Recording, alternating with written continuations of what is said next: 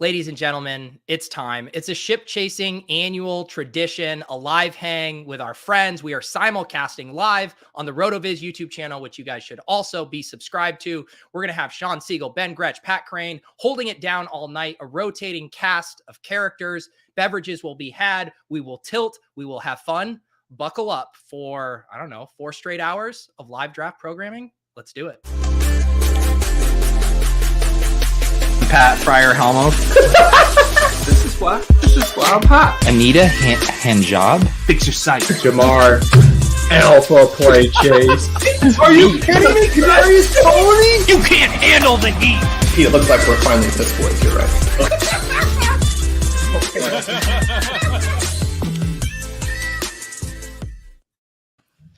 Shawn Siegele, you didn't think you were going to be able to say Piss Boys on this channel and not have it be used at the start of every episode for eternity, did you?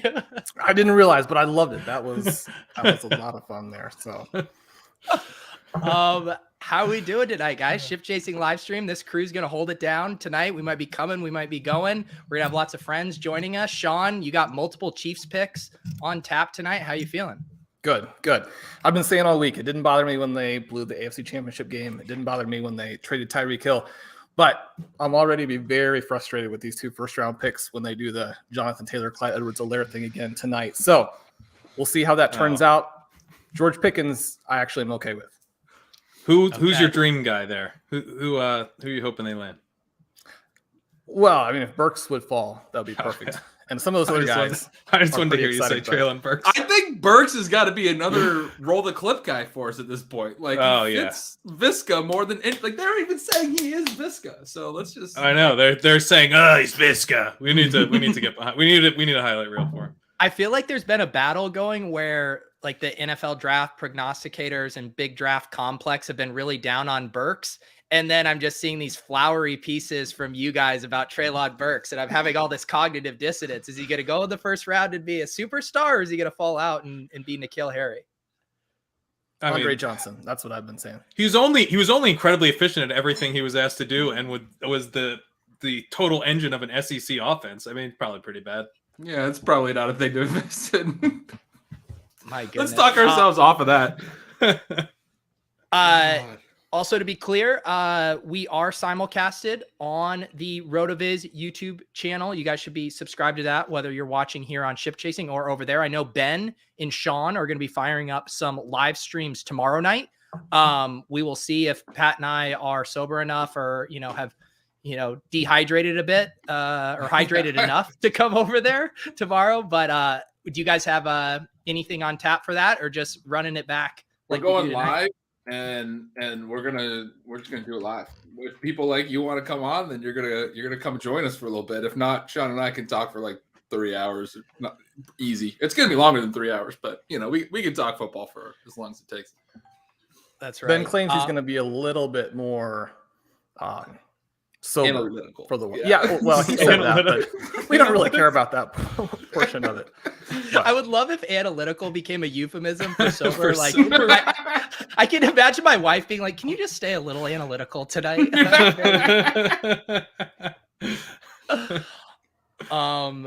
And Pat, you might be dropping off to do some NBC Sports Edge hits. I'm doing reaction videos. Tomorrow, I'm doing all the skill player reaction videos, not quarterbacks, but everything else. So that's the only thing. I'll be sober, and I'm down to come hang with you guys. But You'll be analytical. But I have to do, I have to be monitoring. Anytime anything fun happens, I have to go do a 60-second reaction video. So I also have to do some of those tonight, but unclear which ones because Warren Sharp is doing most of them. So I got to kind of play it by ear to see which ones Warren's passing on, and then I'll jump in, get my thoughts in. Is that a red flag if Warren passes on one? He's. It's not going to be. Yeah, I'm not getting Willis to the Lions at 2 if that happens. That's going to be. That's Warren. Warren gets first dibs tonight. There you go. Yep. Pat living the 3-letter network life. Big Peacock. Also, I think this is our first show since you went to the studios last week to shoot your thing with Chris Sims, correct? Oh wow, is it? I guess so. Yeah. That was fun. And what did he say? He would kiss your feet if Desmond Ridder goes in the first round? He did say that. He said Desmond Ridder's not a first round pick, and I will kiss your feet if he goes in the first round. I am holding him to that. I will be up in his mentions. You will kiss well, guess what, Chris? I'll be in the same Wednesday. I'm doing an F1 video. So F1, baby. It's like if Daddy doing Oscar videos. And that's right, I'm talking to Start watching.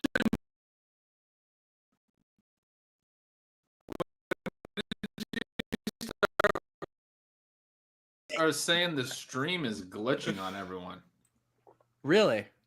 Yeah, I did notice our viewers just dropped for a second. Freezing bad here. I'm trying to figure out what would be different than normal. We are simulcasting. This is Pat's fault, no doubt about it. Right, I'm gonna reload. I'm gonna come back. I don't. It doesn't seem like this is your fault. This seems like a macro issue. We will. Are we good now? We're fine. Okay, we're fine. Okay. Pat, how does this sausage get made? Do they see your tweets about F1 and they're like, oh, Pat has this other interest that we could leverage for other content? Or do you go to them and you're like, I'm so goddamn obsessed with F1. Let me make a video about it. So here's what happened. So I'm up there. And, I'm meeting all these people, having some conversations. Tennis comes up.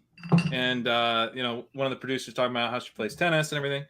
And I bring up paddle, which is this game. I was like, I'm kind of intrigued by paddle, which is the game all the F1 drivers play. I was like, it's a Spanish game. So we talk a little about that. This just so happens that leads to F1. It's my obsession. So then I'm like talking about F1. I just won money playing DFS. Sam Hoppin's model is incredible. Use that. And was mentioning that. And they were like, oh my God, we should get you hooked up with this racing guy. You could do some more videos if this, let's see how this one goes. It went pretty well. I'm back up on Wednesday. Wow. You are becoming an F1 thought leader / tout before our eyes. Well, I've got some thoughts, Pete. We might want to talk. I was going to say, our channel, we only do one video a week, our live stream on Wednesday nights. I'm thinking a little P1 chasing Monday stream. A little ship racing. Okay. Ooh. Ship racing. There you go. Like Sean, have you got something with that? Have you gotten caught up in the F1? I know Gretsch did by way of Omni Fantasy, but what about you? No, Ben was trying to get me to play some Omni Fantasy, but then he explained some of the sports he had in there, and I said, no, thank you. He wanted cycling really bad. I learned that Sean is a big cycling fan during this conversation, which was a new one for me. I believe your exact words, Sean, were that it sounds really fun, but I know I'll spend way too much time researching it, basically. You're like, I don't want to put anything else on my plate at this time of year. No, I'd be running leagues against Pat and Pete, and we'd all have our own Super Bowl, and that's too much. Nothing would surprise me with Sean. Like if Sean was a closeted, like huge fencing fan and followed it just very closely, I'd be like, yeah, I guess that checks out. I got to give that's how I felt when I heard the cycling thing. At the Dynasty, very nice of you to send 20 buckaroos our way, sending some love out of spite after my wife hit me with, ugh, you are watching your boyfriends again. Love you guys. Keep up the great work. Just tell her that you're going to stay analytical tonight at the Dynasty. You'll be fine. Thank you for hanging out with us. Leone wants to know, Sean, have you seen Breaking Away? No. Fill me in, Mike. I don't. It seems like it's got to be a cycling movie where they're breaking away from the pack or a documentary. I've already decided this is Drive to Survive for 5 hours. And they ride up these mountains that you couldn't walk up. And like, I don't believe in cycling. I don't think you should ride your bike down the street, right? That's dangerous. That's unfair to the drivers. You don't believe but these guys who are doing the Tour de France, I mean, it's otherworldly. You don't think people should bike in the real world? Well, he lives in Arizona. They don't do that down there. It's too hot. I mean, Sean has hot takes, but he never has, I guess, truly cancelable, controversial takes. But saying that biking shouldn't exist. Shouldn't exist outside of the Tour de France. You're talking to a bunch of Northeasterners. Pat's from New York. Everyone's biking everywhere. I don't have a car. I have a city bike membership. I literally bike all the time. Sean's trying to cancel my mode of transportation. So Jags are on the clock. I assume people were catching online and on the Underdog stream. They did announce BBM3 $10 million prize pool Holy shit. this summer. Yeah. So I don't believe they have released the top prize yet. Hopefully soon, but it's going to be a very fun summer. Shawn, I've enjoyed you getting in the Underdog streets a little bit, writing up some of your rookies and sophomores, you and Ben doing some drafts. I've been waiting for you to get over there because I want to hear your thoughts on that format specifically more. We've been taking all rookie quarterbacks, and I hear that they're going to all fall. The fun part here, we've got this potential that the Panthers and the Seahawks could push these quarterbacks up depending on what they do. But it looks to me like everybody actually wants Sam Howell, and they all think they can get him in the 40s, and that's why we're going to have all these quarterbacks fall to the back here. But yeah, just, we got the rookie quarterbacks. As soon as they come out, they're all the next Deshaun Watson, and we're set. If I was a This real year's like- life GM, I would want Sam Howell too. He seems fun. Cheap Sam Howell. Sam Howell that doesn't get me fired if he's bad. Let's go. Yeah, I mean, it's short Josh Allen. So, I mean, this guy in a couple of years is going to be the easy number one QB from this class. I mean, it is the He's opposite, just firing right? off hot takes. Plus, he doesn't fucking bite. Yeah. The consensus QB5 this time in a couple of years for anyone who wasn't paying attention is going to be the clear top quarterback from this class. Put that one on the Shawn hot take board. By the end of this stream, Shawn's gonna be saying things like "pizza's not actually good." Basically, Denny Carter tweets. Yeah, Denny's gonna get on here and talking about how bad cheese is. But I love that take on Howell. I mean, I went and drafted him in a super flex because you said that on bananas. I decided to put an ice cube in my mouth right when I started talking, which was a terrible idea. You know, with the cocktails, you're supposed to leave the ice in the drink, Ben. Yeah, especially when you're live on stream. What are you thinking? Ben, are you I gonna like have the your commitment beer though. You strippers? could have spit out that ice cube, but you didn't. Just made you guys listen to me talk with a mouthful. I mean, My if wife we're this loves that. loopy, It's my best- 12 my best minutes habit. in, it's gonna be a long night. I started at like about 4 hours ago. I went pretty slow these last 4 hours, but I was excited and I was like, you know what? Start drinking. What did you say? So- You were playing Mario Kart and drinking? No, it's just Mario 64, like Super Mario Okay. 64. You know, the one at the castle and the paintings, and you jump in, and Yeah. I was playing that. What's That's how you our got me, right? policy on spoilers here? Because the first pick, Say they know it. who it is. Say it. I'm pro the- spoilers. It's Trayvon Walker is in the spreadsheet here. What's this spreadsheet? This is the spreadsheet I'm looking at to see if I have to do videos. So Seems like a Warren, pretty has good already spoiler. recorded a reaction video on Trayvon Walker, so it's official. Okay. There it is. Do we have any takes on Trayvon Walker, fellas? You know, I Are we do playing actually have. IDP today as well. I'm not. I'm- I mean, okay, I don't know that much about the defensive guys. I didn't go.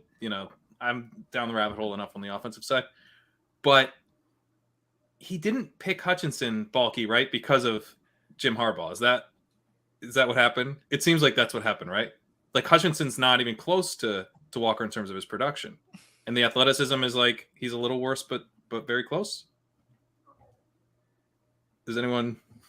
Maybe I'll wait till Amico gets here. He doesn't play on offense. Anyone? Yes. Agreed, Pat. Nailed it. My like broad strokes understanding, I thought was gonna be the worst understanding of it. What if the Really stream bad. was just silent protest for any non-offensive skill position players? We just sit here and dead ass quiet until a wide receiver or quarterback is taken. That's basically what happened. That's what we're doing. You're gonna have to tell us about F1 here. I was gonna put that in the back of my pocket. All right. Well, the Miami It is- race, I haven't done too much research, but it's supposed to be a pretty good course. First time ever. There you go. Fair point. I've seen some mocks that have like 10 picks that have no offensive players in them. I mean, we're hoping at least by like pick 8, we're gonna get some receivers. Pick 6, maybe a QB. But I saw some that were like the first 10 did not have any skill position players, and I was like, we're gonna have a rough time. Just sit there talking about edge rushers and offensive tackles. Michael Dubner, what is this edge position? The only edge position I care about is Pat's new F1 tout at NBC Sports Edge position. All right. Yeah, there we go. Edge. F1 edge. Sean, I mean, There we the go. Chiefs are. I saw some rumors about the Chiefs trading up. Although I didn't see what position specifically they'd be trading up for. Are you interested in that if it's a wide receiver, or do you want them to stay pat? Well, I don't want to just repeat Ben's takes on the Seahawks situation with Russell Wilson, but everything that the Chiefs did pre-draft here was to telegraph that they're going to be the equivalent of the worst dynasty owner in your league, right? Where they're going to go out there, they get rid of their best player in Tyreek Hill, or one of their best players. I mean, obviously Patrick Mahomes is making all those guys go. They get something back from it. They sign some guys, and I've been picking up Juju everywhere, even though he was done 2 years ago. They got MVS. They need another player, but now it looks like they're telling everybody, we're going to move up and spend everything that we have. And then it'll probably be for, Jahan Dotson, right? So it's like, just if you want to pick someone who should be in the 6th round, if you want to pick the next Clyde Edwards-Helaire, trade back to do it. You don't need to move up to pick 15. So that's kind of the thing I'm looking at here. Hopefully they get Pickens. It would be fun if Burks fell to them. But if not, don't take wide receiver. It's actually not a position you have to have. You could do something like take Trey McBride a little bit later. Move back. Don't move up if you don't have the spots there. I mean, if they have to pay for some of these guys and pay a ton for some of these guys, because they're talking about moving from, the late 20s up into 15 or so. I mean, that's a huge price in terms of what you have to pay to move up there. And they're going to be getting wide receivers in Wilson or Williams or London, where these guys are really exciting. And I'm glad that I have, tons of picks in all of the rookie drafts coming up. The RotoViz Triflex leagues are awesome with the startup. And then Ben and I have one. We've got 4 or 5 picks in the first round. We've got, 15 in the first 3 rounds. But we're going to be moving down to take these guys. I mean, you don't want to put yourself in a position where you've essentially traded 2 picks or spent the equivalent of 2 picks. And then you get a receiver who's coming back from injury or still has these red flags. I mean, the same kinds of things that exist for the QBs, where if you're probably going to take Willis, or move down, play some chicken with the rest of the group, you should also be doing at wide receiver, because the separation here, I don't believe is that great. I'm not as high on Sky Moore as some people. I know that he goes in every one of the ship chasing drafts, but I mean, play the highlight reel. Play the highlight reel before you let him back in. Sean, but Play the highlight reel. Sky Moore to all the right. Chiefs would be amazing, Sean. Sean, you're gonna sit in silence and watch this. Sky or Too Wise? It's the fucking sickest name I've ever seen for a wide receiver in my goddamn life. Sky's up. Oh, that's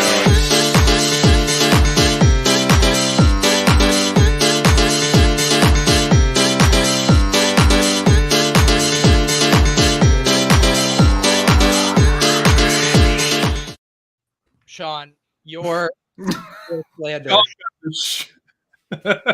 You were on a roll there, though. to me. Yeah, well, were those the highlight? Was that the highlight package? We've already had this discussion. Oh, what a dagger. You can't do What a that. dagger. So your biggest fear is the Chiefs will trade up. They can't just burn the resources they got from the Tyreek Hill trade. They need to spread those out over multiple people. Even the terrible Sky Moore, as you put it, who has no highlights, would be a good pick if they stayed still and took him. Well, wait, so you're worried, would they trade up? Did I hear you say Dotson? Are you worried they're going to trade up for Dotson? Potentially. I mean, I'm worried they're going to stay put and take him. That But would I be can see them bad. actually moving up and taking him. Oh. No, I mean, if they could move back 10 picks and take more, that would probably be a win, right? I mean, you're getting a very tiny drop in terms of what you see as both the floor and the ceiling for more versus the guys who are going to go in the first 15 picks. Move down and do it. I mean, you have to spread your risk around in a situation like this, just like you have to do in Dynasty. I mean, I didn't these reality realize how GMs, terrified you were. I mean, I didn't realize how terrified you were of this. You've brought up the Taylor CEH to me a couple times. We've talked about this a few times, and I'm like, what? Like, the Chiefs don't really have a huge decision in front of them, but you're talking specifically about the receivers, and specifically, there are ways that they can blow this. well, right. I mean, just look at the Hardman pick a couple of years ago, and he's done some things that are okay. And he's probably going to have some run in this offense, but you're talking about a guy where you can basically throw it to him an inch away from the quarterback, or you can throw it to him 40 yards down the field if he gets clear. But you can't do anything else because he can't run real routes. So the idea that they would draft another player either 20 spots ahead of where he should go, or just someone who wasn't good, right? Which there are some really athletic guys who could sneak into the late 20s, the early 30s that look like a fit for what the Chiefs have recently drafted. I mean, they've made some of these picks, with a Tyreek Hill, and they have a Patrick Mahomes, and they have, probably the best coach in the NFL, maybe the second best coach. And that covers up all these mistakes. And so it's just like somebody who, goes and wins a big tournament just on auto pick and then thinks that they're the best person in fantasy. It's like the Chiefs have got to do a better job with their draft and with their free agent decisions. I mean, they have now to. You guys got something to look forward to at the back of the first round because Shawn is terrified of what they're about to do. I get the Dotson fear completely, but Jameson Williams is a guy that, does check a lot of the boxes, although you only get the one season, but it was an amazing season. He's 179 pounds, and he's coming off an ACL tear, so it's not ideal to trade up for him, but do you not see the ceiling with him? Or are you not excited about him? Like, let's say he's fully healthy. The ACL isn't an issue. He's fully healthy by late December. I mean, that's pretty exciting. It would be. And so, Pat, I've run this past Ben several times, but if we get the situation, I mean, anybody to the Chiefs is going to be extremely exciting. And we have a couple of guys who have just really ridiculous upside, but also have some red flags. And then you have, Williams is probably the top guy in terms of upside, but the other players who are going to be drafted early, you probably prefer to take them between, say, 104 and 107 as opposed to 102, 103. I mean, that's splitting hairs. But again, you're talking about where you're looking at them in fantasy drafts as a result of kind of what their profiles are. With that in mind, if Burks goes to the Packers and Pickens goes to the Chiefs, and Pickens is the one I think is really interesting because you hear about all these off-the-field concerns too, in addition to the fact that he hasn't done much for a couple of years. He's got the injury kind of thing. Well, Pickens could be the best receiver in this draft. If the Chiefs pick him, is that confirmation that their research into him says, okay, it's fine. We're very comfortable with how this goes. Or is it just, again, a sign that the Chiefs are kind of willing to do anything? Yeah, right. And they're willing to make a bad pick right there. But if you have Burks and Pickens and these other guys go to teams like the Jets, the Saints, if the Saints don't have a quarterback, that kind of situation. I mean, and then say Breece Hall goes to the Dolphins in a situation where there are other decent backs there. I mean, are we talking about Burks and Pickens rising from, well, Burks is all over the place, but Pickens from the 112 to the 101? No. And I wouldn't be super like, we got to get Pickens in the 101 conversation. Pickens to me has a ton of red flags. He really, it's just, he's like expensive Justin Ross. You know what I mean? Like you're paying for the freshman year. The raw stats his freshman year weren't very good. His dominator rating is driven by touchdowns, which he didn't even have a ton of. He just, they didn't score many touchdowns. So like I get a little bit squeamish. It's like the Stephen Hill type of situation when you're dealing with the really low raw stats and it's just the one season. And he's like, he just strikes me as a boom bust type of guy. He feels kind of like T. Higgins in terms of the profile coming in. Like Higgins hit, but like Higgins was someone that I really liked. If you're getting him at like 203, that's awesome. But if you had to pay the 103 for Higgins that year, I probably wouldn't have had any. So for me, even with the Chiefs destination, I feel like I want to be paying like the 106, the 107, something like that. And Burks to the Packers, I mean, he'd be the 101, 102 for me. I mean, even hearing you suggest Pickens at 101 or even in that range, just from landing at the end, Pickens doesn't have the profile that you can land at the end of the first round just in a good landing spot and be the 101. Like Shawn, like you don't actually think that he should go that high if that happened? Probably not quite that high, but I think there's a better argument. And again, you have all of the hindsight with this, but I was kind of blown away when the Chiefs picked Clyde Edwards-Helaire and he vaulted Jonathan Taylor. I think there would be a better argument for Pickens at the 101 than there was for CEH when he went there. That was really dumb in retrospect. And Any chance you could get to just take another dunk on CEH? You should take all the dunks. We got two more picks. John Morant, CEH for life. Yeah, what does the spreadsheet have right now, Pat? We have Aiden Hutchinson went 2. Aiden Hutchinson Thibodeau went stuff 2. was not actually accurate. And then Derek Stingley, the Thibodeau wearing the glasses and everything that were Detroit glasses. I saw someone say that on his Instagram. He's been wearing those for over a year, so that might have been. So I think Stingley just went 3. And then Stingley went 3. That's on ESPN. And ETR apparently had Walker, Hutch, and Stingley at plus 4,000. So congratulations. If that's right. ETR just crushing. Plus 4,000. Wow. Rupesh asking a question that I was too terrified to ask the panel myself after I asked everyone their Walker thoughts. Erik Beimfohr, welcome to the stream. What is that? Look, I had to get on when Pat was trying to steal my F1 thought leadership. I just wanted to get that out of the way before we dive into in-depth Aiden Hutchinson, film breakdown. You got some studio quality videos coming out soon, Eric, or not? Do you have Aiden Hutchinson takes about to the level of Trayvon Walker? Or Yeah, I think Hutchinson should have gone number 1 because Balky's too petty to pull the trigger on Harbaugh's guy. While we're questioning Pat and if he's ready to the big stage, do you have a shirt comparable to Warren Sharp's that you can wear on these recap videos? I have a black T-shirt. That's what I'm wearing. Warren's about to make me the best drink in New York. That's what's going on with it? Is it just lines? I thought they were. I thought it was suspenders at first. They look like. I think they might be zippers. Okay. Oh, wow. Aiden Hutchinson, hometown kid, comes back to Detroit. It's going to be a. I don't know what. I can't tell if those are actual zippers or fake zippers. Pat, will you ask him later tonight? Are you going to talk with Warren? Yeah, I'll ask him. I'm trying to cop that. Eric, were you already on with the underdog guys, or is that later? No, later. That I can provide less commentary than Pat did on these first couple of picks, so they don't need me on stealing airtime from Josh or Hayden when they can actually discuss these guys. So later, when we get to the fun picks. Our guy Pat Thorman says those were gun holsters. Yeah, the chat is saying gun holsters. My bad. Is that better or worse than zippers? I mean, better because at least it has a function. Just random zippers. Like random zippers here would not have a function. I would argue function. Yeah, zippers help you take the shirt off, so there is a function. Plus, they may help unleash the guns. That's actually a good call, Ben. You could do your Gretch McCaskey mustache. I'm clean. There you go. Amico's crushing it, Leone says. Nice. We're going to have him on soon. Excited about that. He must have that. I'm sure the ETO. I'm sure he has. Yeah. At the best possible number. He's freaking awesome. The goat at this.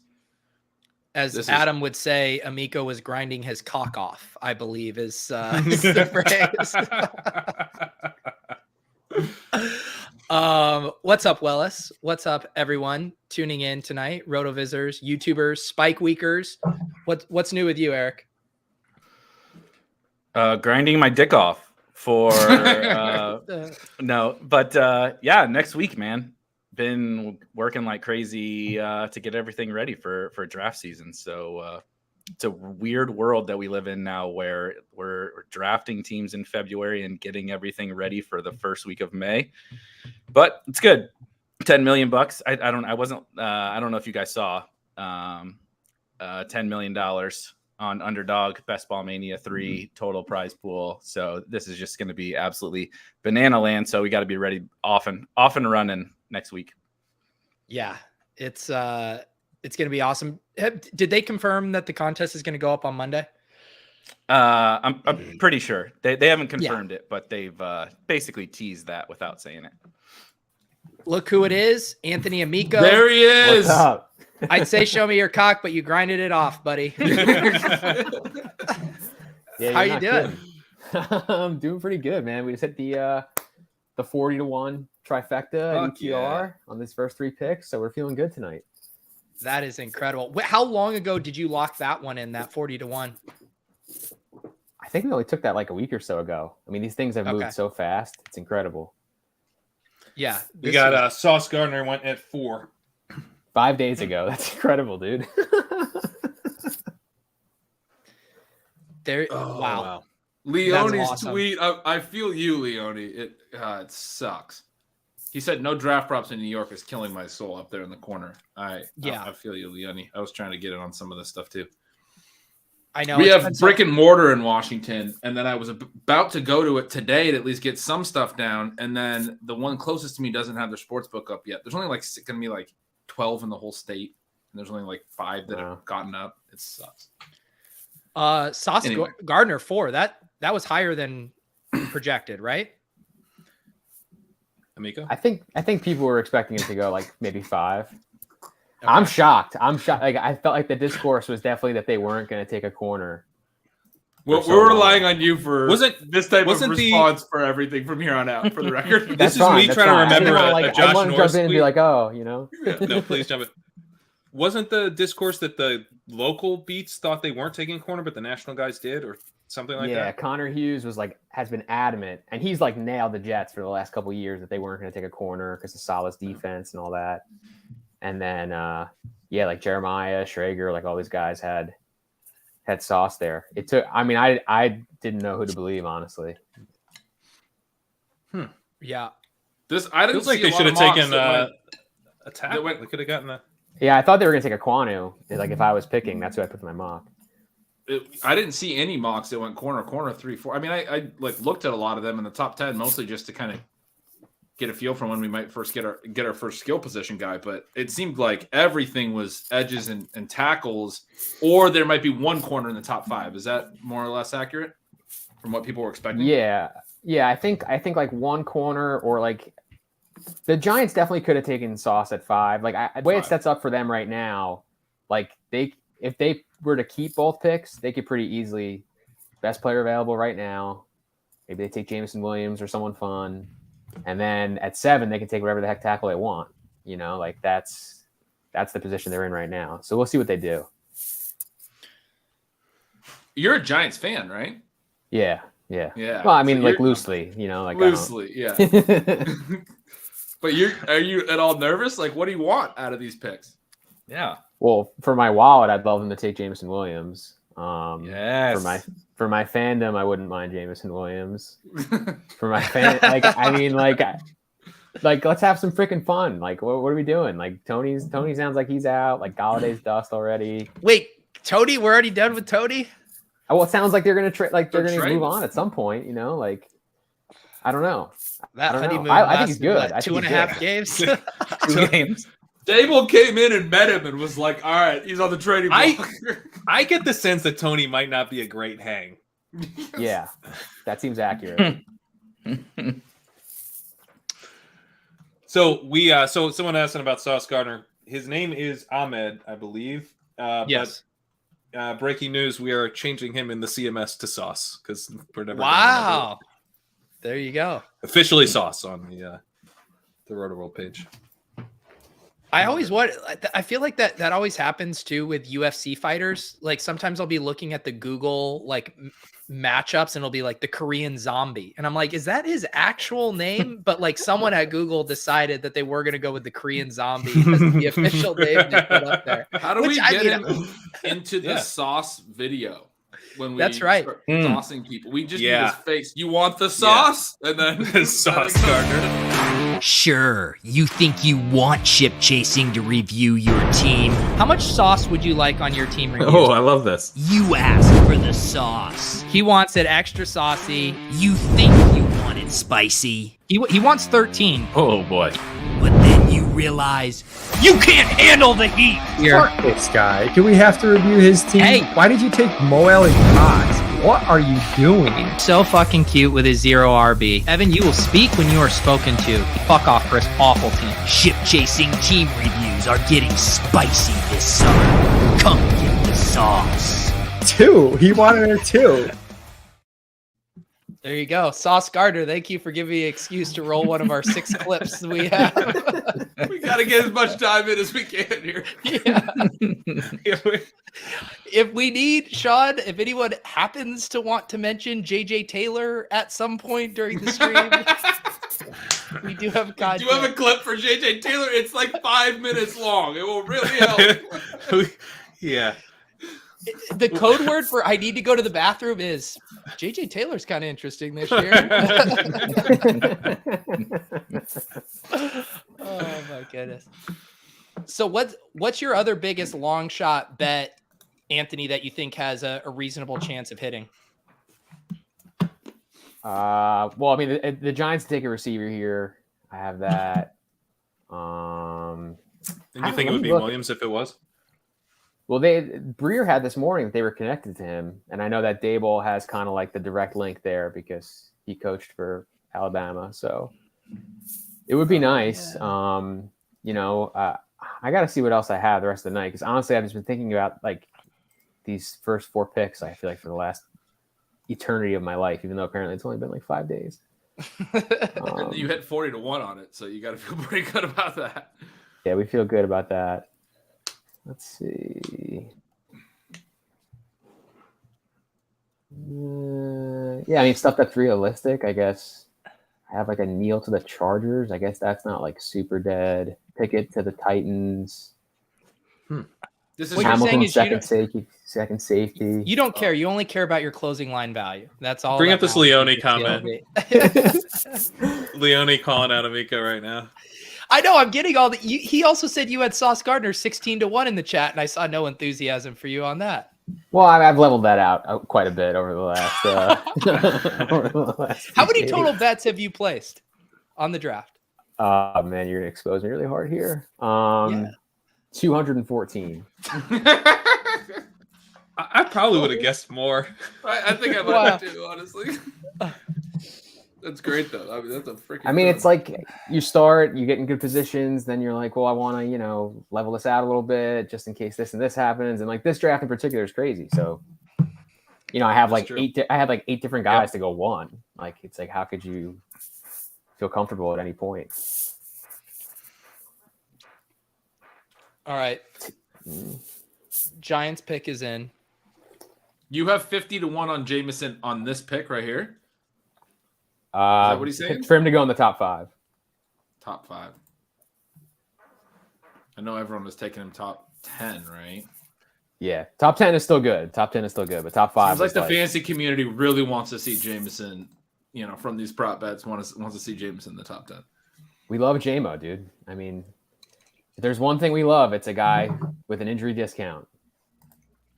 Was that the only thing holding him back from the start to just being like the lock number 1 wide receiver consensus was just the injury? If he didn't have that, would he have been there all along? Yeah, definitely. I mean, that's what everyone said, at least. I don't know, like if you guys. I think real life, yes, but even if he hadn't torn his ACL, he's going to be what, 185 pounds? Maybe. Yeah, not for fantasy. Not for fantasy. Yeah. Okay. But just I think the archetype, no like question. you said. Yeah, the archetype isn't like a mega fantasy archetype, but. Sean, how you doing? Are you still like stressing out about the Chiefs trading up at any moment? Yeah, Sean. Like, let's talk JMO for. Well, that'll be like five picks to move up, right? So I don't think I have to worry about it yet. Yeah, but I know Anthony's got picks to get it up? covered here. So what's that? So are we dumping both picks to get into the top 10 or what? Like, no. Before you got on, Anthony, what pick would it be all right if they did that? You have a guy where if the Chiefs move up, they spend both picks, and you're like, they still win. Well, to be honest, they have 12 picks. Like they don't have the roster they don't have a roster where they need 12 picks. So if they were to use both firsts to get to the top 10 for a receiver they love, or if they move one of those, just one of those picks with some of the day 2 capital to get up for a D-back or someone that they love, and they take a receiver later, like that's fine. Like they kind of have some ammo to burn here. I know that it's because they traded away Tyreek Hill, but they're not going to make all these picks like that. I don't think they even really can, realistically. We got Thibodeau at 5 here. Thibodeau at 5. Is this true? Scouts downgraded him because he spent 15 minutes talking about NFTs and the scouts didn't know what an NFT is? Please tell me this is true. Did anyone else hear this? I heard some stuff about how he's not fully 100% all about football and has interest. Wow, dude, he's got too many NFTs and they're like, "Well, we can't draft this guy." He has like his own cryptocurrency, I'm pretty sure. Let those among us who have not been distracted by NFTs while on a football show cast the first stone. All right. Well, so the Giants is interesting here, right? Because I'm actually, I think, going to make a good football point. There's none of the tackles have gone, right? So they're letting the Panthers take their pick, and then they know they're going to get one. That's what so I think Amico was saying a second ago, right? But yeah, you were thinking this was then sort of the luxury pick because they could kind of let the tackle fall to him.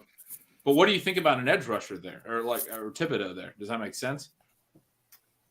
Well, I mean, I think if you're going just based off the rankings, like Thibodeau was like the number one guy for the last like 3 years. So they think they're getting best player available. I know that Shane comes from like that kind of environment in Buffalo. Like, just get the best guys, edge rusher, premium position.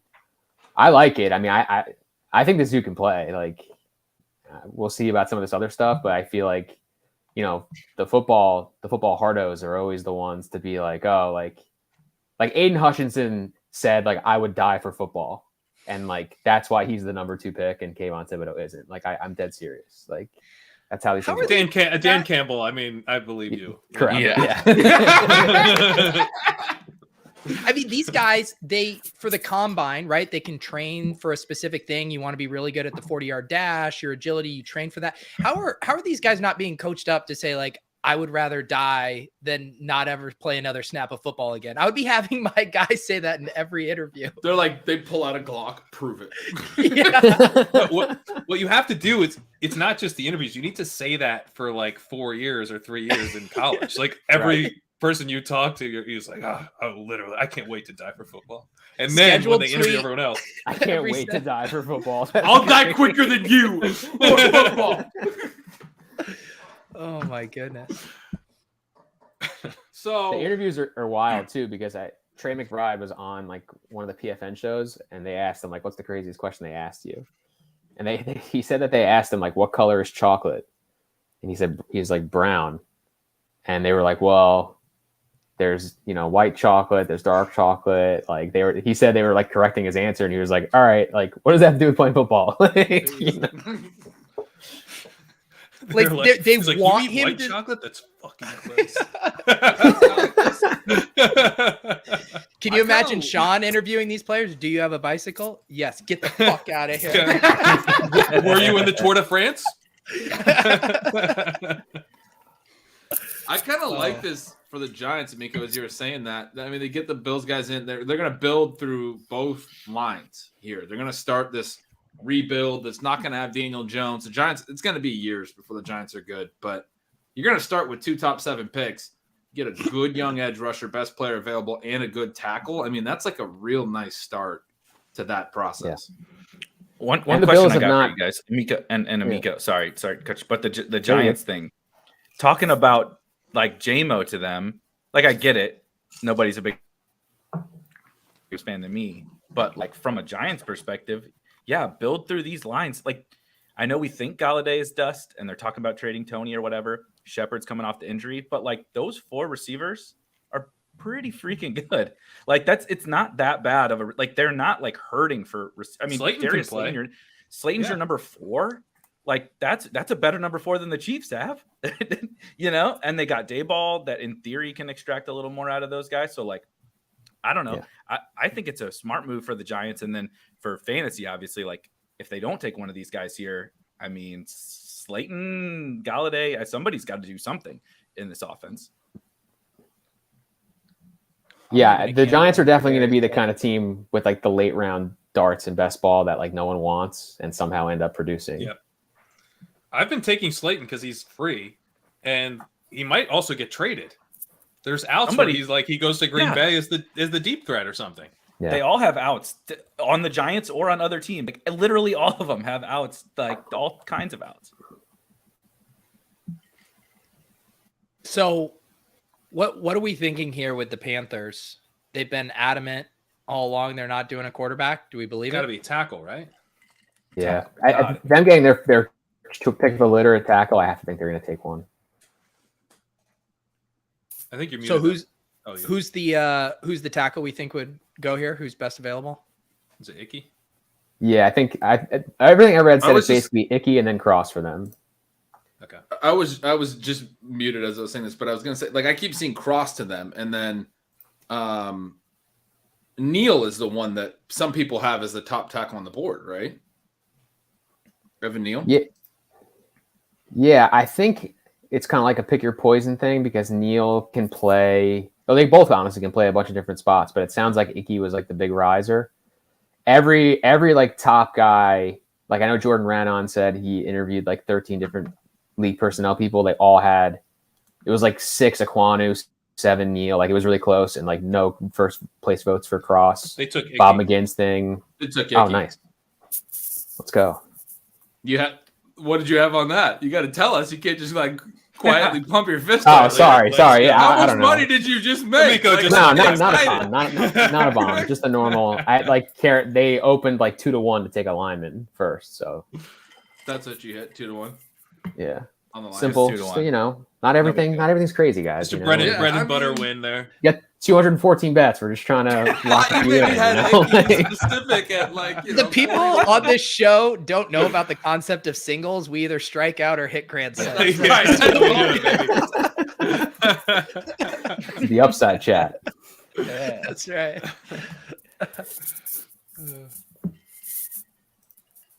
I'm curious to see the Giants make this pick now because, you know, like you were saying, they can get that second lineman. Like They can I do feel like in the receiver last if 12 they really hours, want. there's been all. If they really want the receiver, they can do receiver now because it fell to them like how they wanted, right? They didn't have to do anything crazy. They didn't have to take them at 5 to avoid the lineman. They're flexible. They're really, really flexible. Yeah. They need It's a good tackle, spot. right? Right tackle though. Oh yeah, right tackle, right? Yeah. So it's like, and the Bills never put like a premium online while Shane was there Who's under their left Bean. tackle? So I don't, you know, Andrew Thomas. Oh, Thomas. Okay. So I need an honest take. Do we think that it is smarter for them to take Icky here opposed to taking a stab at Malik Willis, a potential franchise QB, considering their situation? Like, can you justify passing on Malik Willis here? If you're Yeah. planning to fire Matt Rule after the season, then yes. Don't ruin poor Malik Willis with this. I actually. Oh. You're talking about the Panthers. I thought you were asking about the Giants. I mean, I'll say it for all. I'll say it for the Giants. Panthers, the Falcons, and the Seahawks coming up here. But what Like, about how- the Giants? What about Dable coming in and at pick 7 taking his Josh Allen, who went at pick 7 a couple years ago? Just putting it out there. You're You sick. need the same Yeah. skill set to run the offense. His Josh Allen's Daniel Jones. Yeah, all right. No one's talked about this. There's no buzz about this. No They're one getting mock draft has CJ this. freaking Stroud. I'm the next only year, one who's all right? drunk at this point on this stream. But I just want to be clear that Malik Willis would be a very solid pick. I would love it. I'm with you, Gretch. Malik Willis here for the Giants would be awesome. Okay, They've got the real coach quick. to develop them. Amico, I'm sure, has looked at the 2023 class, knowing what's coming down the pipeline at quarterback in the situation that the Panthers and the Giants and the Falcons, they're not competing this year, right? That the Willis thing would be a pick for down the road. Would you rather take Willis, see what you have in him, or take the lineman and set up the future, make the situation better, right? Instead of doing the Bengals thing where you take the guy, I know they had number 1, so it's different, but you take the guy and then figure out the line and figure out the receivers afterwards. You create the situation first and then drop the quarterback in to the better situation, right? Like the Panthers are set up to do that. DJ Moore, we'll see what they do with Robbie, right? But like CMC, they're set up really well to just drop, if they can fix the line, to just like drop CJ Stroud in and be off and running. And that's the Browns thing. I feel like that works so much better because you don't know how these quarterbacks are going to turn out. But if you build through the rest of your roster, you can do what Cleveland did, which is, okay, we drafted a guy, he sucked, so we're just going to trade for a guy that we want or acquire him through some other means. You don't know what's going to come available either. I mean, to your point, That's true. That's true. That's like true. the Peyton Manning to Denver, and then they win a Super Bowl. They had everything, and then Russ, Rodgers, and Watson all came available in the same offseason.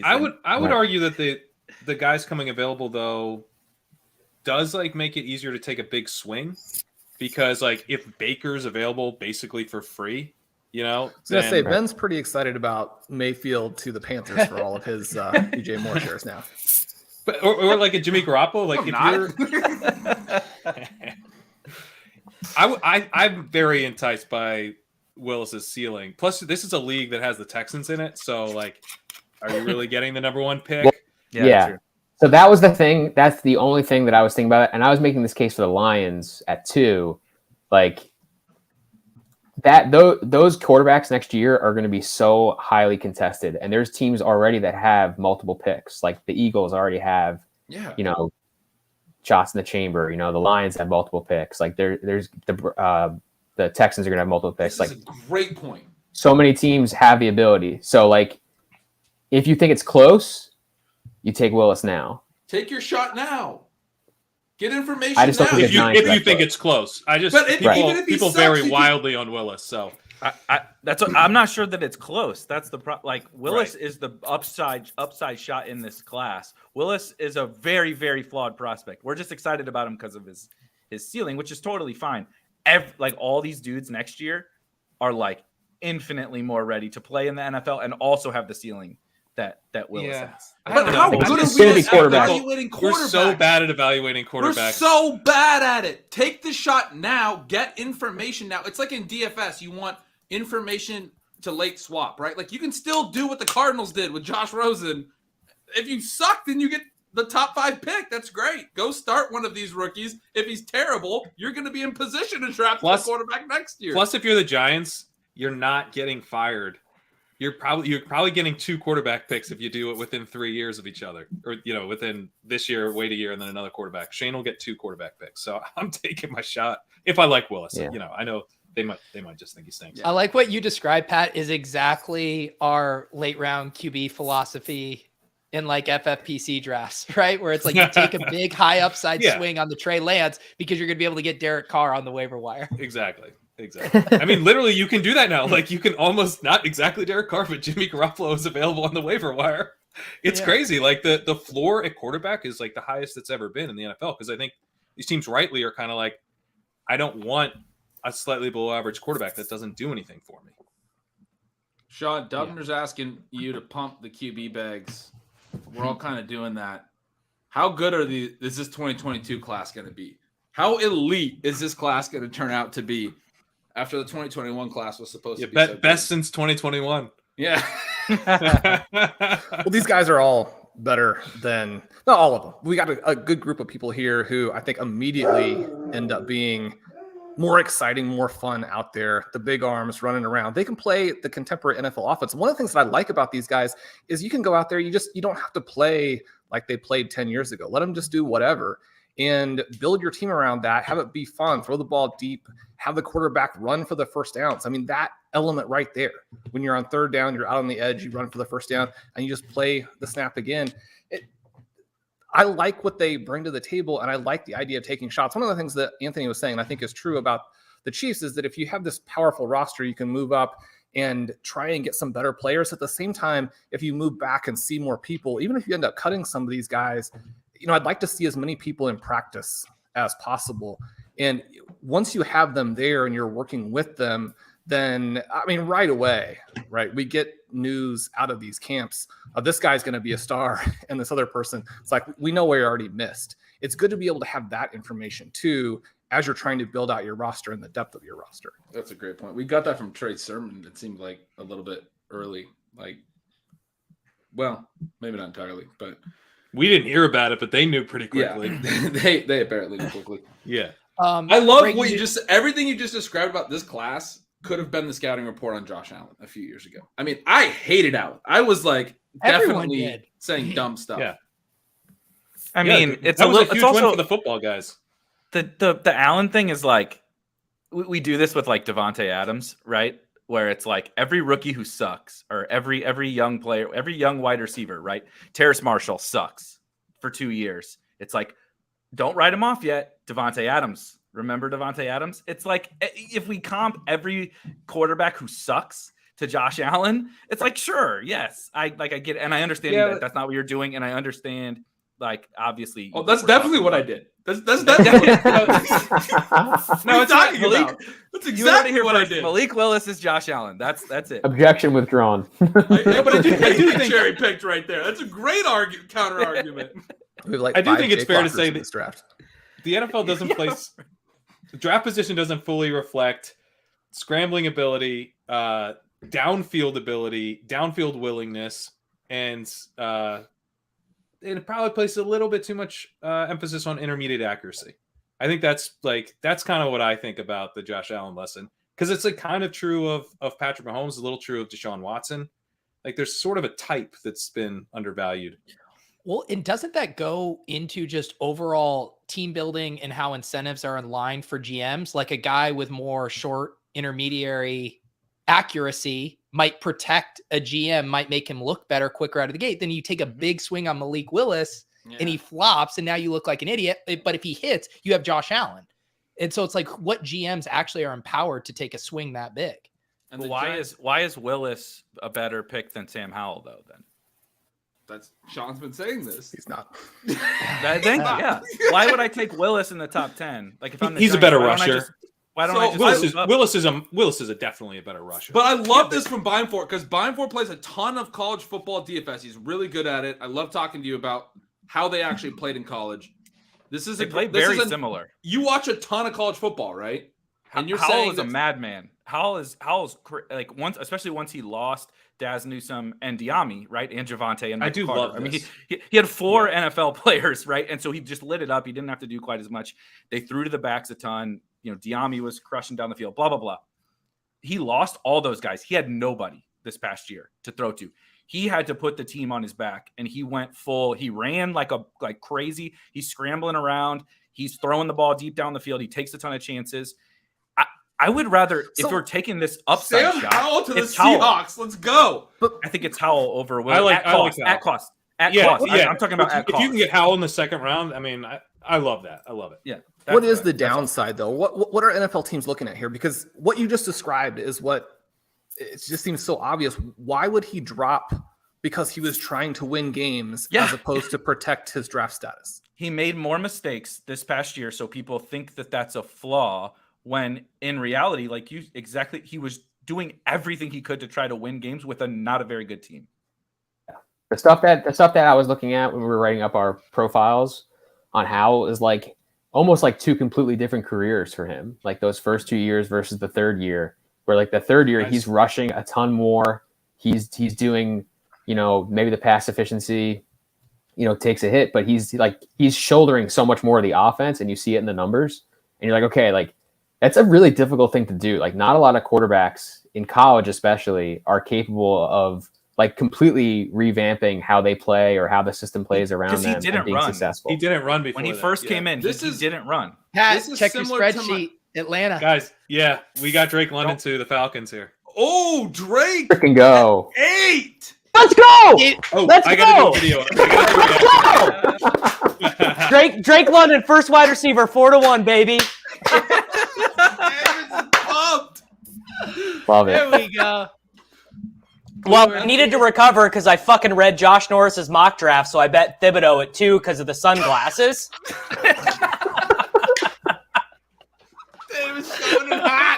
That's incredible. This is the most Davis 30 seconds I've ever experienced. Did Pat drop off to go do Yeah, he's got to do a video probably. London went 8. Oh man, I did not wow. expect that, honestly. Davis, welcome to the stream. Hey guys, how you we doing? Have we finally got a skill position player? Thank God. Yeah. Sean, That was so big. Hey, where are the receivers? So that's interesting though, because I had Seattle heard trades out. I had heard through a back channel that the Falcons didn't like Drake London and didn't want to take him because they viewed him as the same player in position as Pitts. Everybody had Wilson and J-Mo here, right? Yeah. Dude, London and Pitts. I'm super awesome. surprised by this. That's awesome. It's, So, Sean, Mike Evans and Gronk. He is the same position as Pitts. Is London the 101? Is London the 101 now? Yeah. Yeah. No. Wait. Always was, baby. Astronaut meme. No, I think after tonight, when it's all said and done, I think Garrett. Yeah, this guy's true. I never get the good back channel sources. Talking to his dog. He's like, no, the person who told me this probably just got lied to. Is I'm assuming what happened. Was it Jack Settleman? Was it Jack Settleman? No, higher on the hierarchy than Settleman, but not high enough to actually know. Can we get the 540 dunk clip though? Yeah, Because that is the I still don't understand how he did that. Has anyone else seen? Yes, he's a monster, do a dude. 540 dunk? Because I had not seen a 540. Who is this? dunk. Drake London? Yeah, London. we did it. All right, on let me Chip find Chase it. a month played ago. If you go to the player profile on ETR, we have it linked in there. Whoa, boom. Sorry, Amico. I just did a Twitter search. Yeah, that was probably faster. John, where do you put? Drake London on his UFC. Oh, that's so smooth. Yeah, I don't know What if were you you guys saying? know, but I mean, Drake London played basketball. He used to like that, you know. Did Kyle Pitts play basketball? Is that why he didn't score enough touchdowns? Because he didn't ever play basketball? I mean, Drake London's ADOT was like 9.2, so he played basketball because he's just a freaking tight end. It's perfect. It fits great. 3 rebounds there. Love it. No, so I just have a little note here. Blair, some awesome research. The wrong read, all of that stuff you guys know about. His little model here talking about the only 5 other players to have passed the same 8 rules as London: Jordy Nelson, Des Bryant, Allen Robinson, Amari Cooper, AJ Green, and now he is a top 10 pick. Real quick, Sean, give people what are those the thresholds that he was eclipsing with those other players? Like what buckets? Yeah, so he's got the weight, the seasons, the final market share receptions, final market share yards, the final dominator, final all-purpose yards per game, career receptions per game, and career receiving yards per game. Drake London does it all. Okay, but when we talk about per game, can we? I mean, he had a ridiculous 8-game stretch. He hasn't played very much. He only played 8 games his final year, and his first 2 years were not very good. His dominator rating was bad. His targets per out run was really bad. Like both years was worse than any given year from any of the other top receivers in this class, basically. Well, when I was looking he at the played targets with per out run stuff. He played with Pittman. He played with Amon-Ra St. Brown. Okay, but like those guys are good, but if you can't earn more than 15% targets per out run with that level of talent on the field with you, then I'm concerned. I mean, now you're in Atlanta and there's no competition, so maybe that's fine, but I'm concerned about what that means when you actually are playing with good players in the NFL, right? Can I get this from the horse's mouth? Because I'm Sean, I'm sure you've said this on podcasts or written it. What is your take on the fact that the ideal NFL wide receiver now is Garrett Wilson size, is 5'10", 185 and not 6'4", 220? What is your take? That was my only hesitancy on Drake London. You know, that just guys of that fashion. How far have you come? I know. It's unbelievable. It's unbelievable. I mean, 5 years ago, I would have been, outside the NFL draft with Drake London signs, like the Westboro Baptist Church people trying to convert people to the Church of Drake London. Well, one of the things that we see is the big receivers do still transition to the NFL at a higher rate more successfully. The other thing that I think is that you do have some ceiling potential or some lack of concern about floor that you still have with the little guys that you don't have as much for the big guys. But the main thing is just that there are different ways to be good. And I don't think that we have to be that concerned about what way a player is good if he is awesome, right? So, yeah, you think about some of the concerns people have for Treylon Burks. I don't really buy those. You think about some of the concerns that maybe go with a Jameson Williams. I don't necessarily buy those. We're really looking for the best players, and they can manifest in multiple ways. I mean, you do want to go to a team that's going to use you properly, and you want to go to a team with an elite quarterback because your upside and floor are both a lot better in that situation. But I don't think it has to be a particular profile, right? Now, I do like the fact that Drake London, as soon as he steps on the field, he is open. And that's one of the things that you see in all of his highlights. And so I think that you don't really have any concerns about him. Now, is he open the same way that Mike Evans is open? No, I mean, he's not quite at that level either, but he's somebody who I think that we can have a lot of excitement about the entire profile and both the floor and the ceiling. You're saying not that he gets open, that as soon as he steps on the field, he has the size He doesn't even need to create separation, and he makes some ridiculous contested catches. He has some awesome catches on his film. I worry about the A dot. I worry about like the best comp I saw was Michael Thomas, like the big slot, getting a ton of targets. They're not gonna play him there though, especially now that he's teammates with Pitts. Like Drake London is drawing dead to see slot snaps for a while. So what is he's a hybrid, Mike? I would disagree with that. By the way, he's Alshon Jeffrey, bro. Oh, stop it! Alshon was amazing. No Alshon slander. Alshon. No, Alshon is amazing. He was amazing. Drake London had a 9.2 A dot in his career. He's a different athlete than Alshon. Clearly, you guys don't remember watching 240-pound Alshon Jeffrey take end arounds for the Chicago Bears. No, I just think that's different. He's a vertical. That was one of the greatest all-time RotoViz articles. Take Alshon Jeffrey instead of DeAndre Hopkins as a rookie. Who wrote that? What was his name? I don't see him hanging around on Twitter anymore. Do you guys remember who wrote that, Sean? Remember that article? It was about arbitrage there and second-year breakouts, and everyone was wanting to chase Hopkins, I believe. I can't remember who it was. Davis, he was part of your crew, the young crew with JJ and Reeves. Coleman, yeah. Coleman? Oh yeah. Coleman Kelly, yeah. He's still out there, man. I see him. He popped because I followed him on Instagram like 10 years ago or whatever. I see him pop up every once in a while. He's out of the FF game. All of his articles were good. In terms of London though and USC, I mean they did some things that made Pittman and Amon-Ra St. Brown not look as good as they were either. So we have to take that into consideration. The context there, I think, alleviates some of the concerns.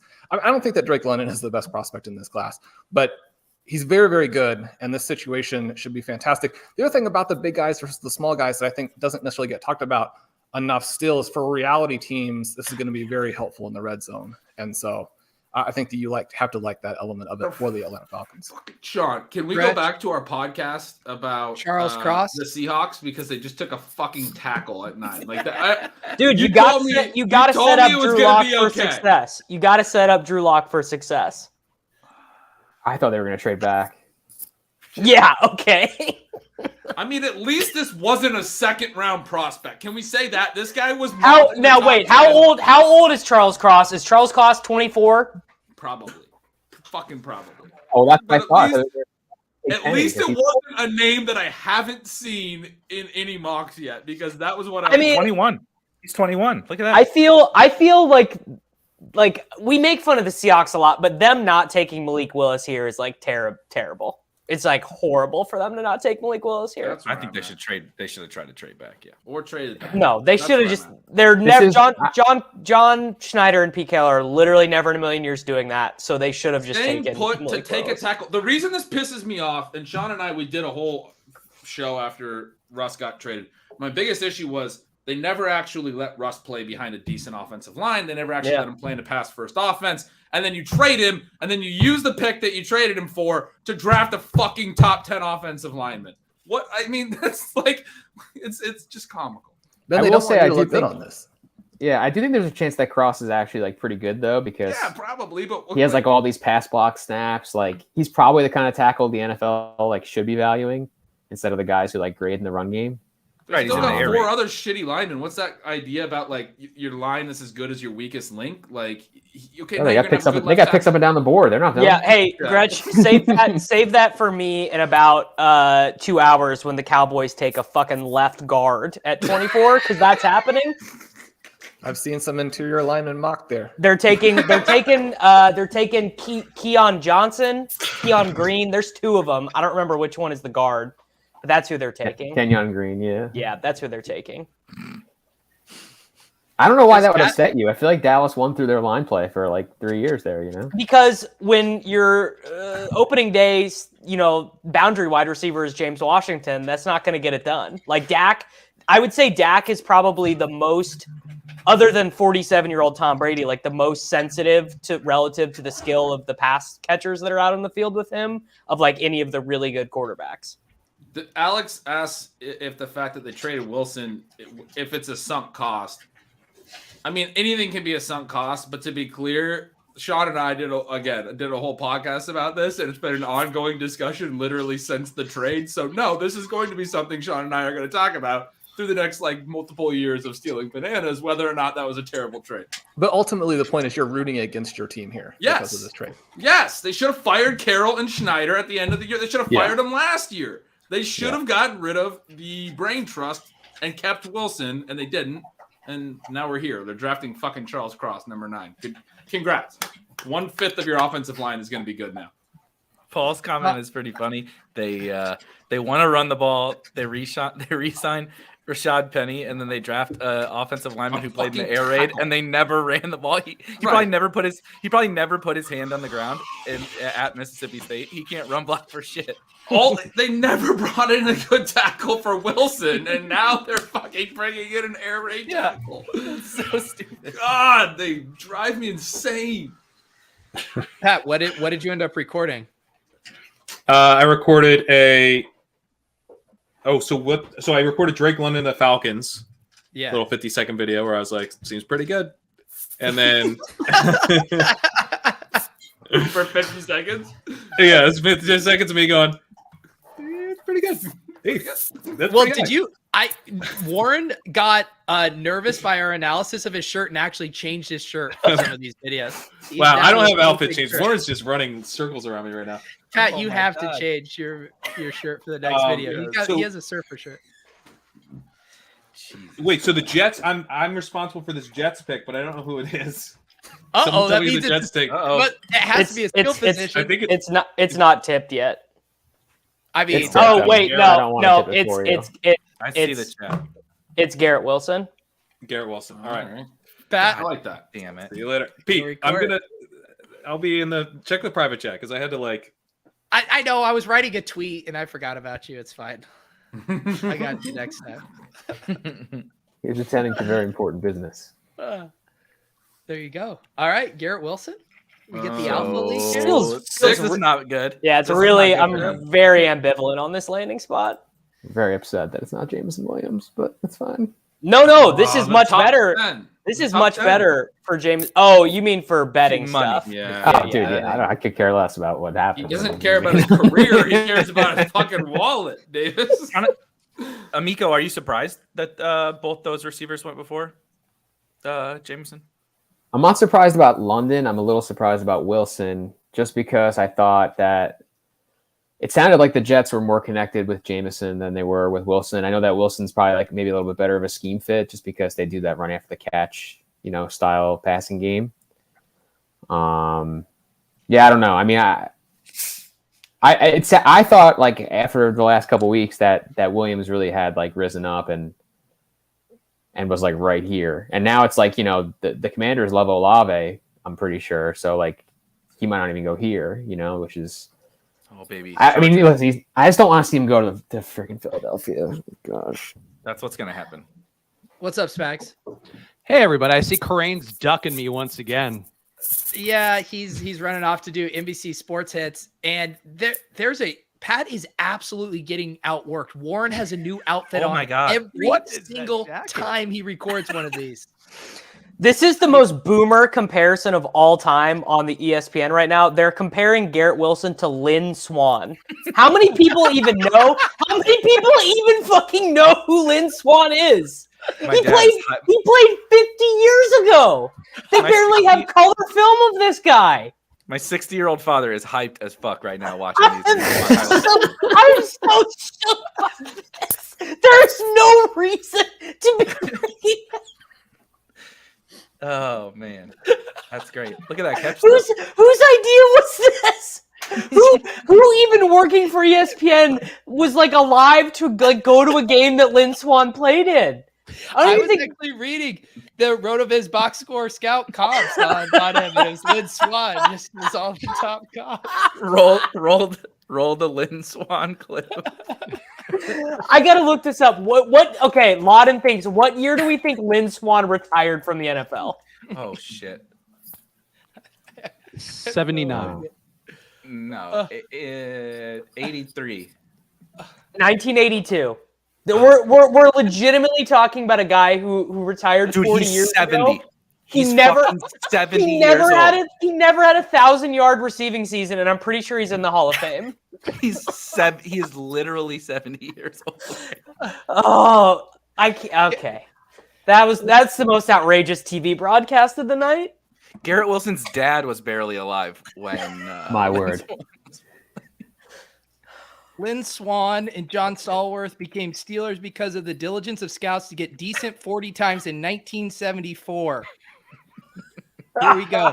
Neither was considered fast for a wide receiver, but today their 4.6 times might put them in the middle of the draft, or maybe not at all. Coach Chuck Noll liked everything about Swann except the 4.7 times. Coach Noll was right, said Art Rooney. He said the guy can't run. He really liked him, and he said, get a good time.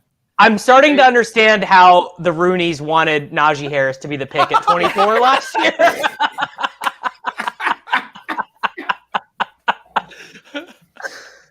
Oh, that made my night. That was better than London cashing at 4-1. How did we get there?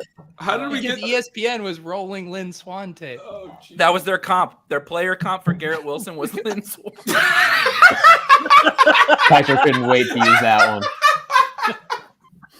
Kuiper's been holding out. He's like, he was watching NFL films in February, and he's like, this is perfect. I can't wait. For the fucking 70s. All right, we have a trade. The chat has said come on, Olave. This is Olave. Oh, I would. It's Malik. No, Olave. They're not taking a quarterback. You think they're moving up for Olave? It's Olave, or they want Penning. They're trying to win. I think they're reacting to the receiver run. If I had to guess, they need a receiver. I think that receiver and tackle is like the most likely outcome for these two picks that they have. So for them to come up, I feel like how brutal is it going to be when Garrett Wilson is playing behind Braxton Berrios in Week 4, and we're having to use Berrios for 3,700 on DraftKings? Also, how brutal is it going to be when the Saints stop being the Saints? Because what they are right now is so fun. At least we get like they already made a trade, and now they're trading up again. Like, just keep being the fucking Saints. Like, just keep doing this shit so we can see fun stuff.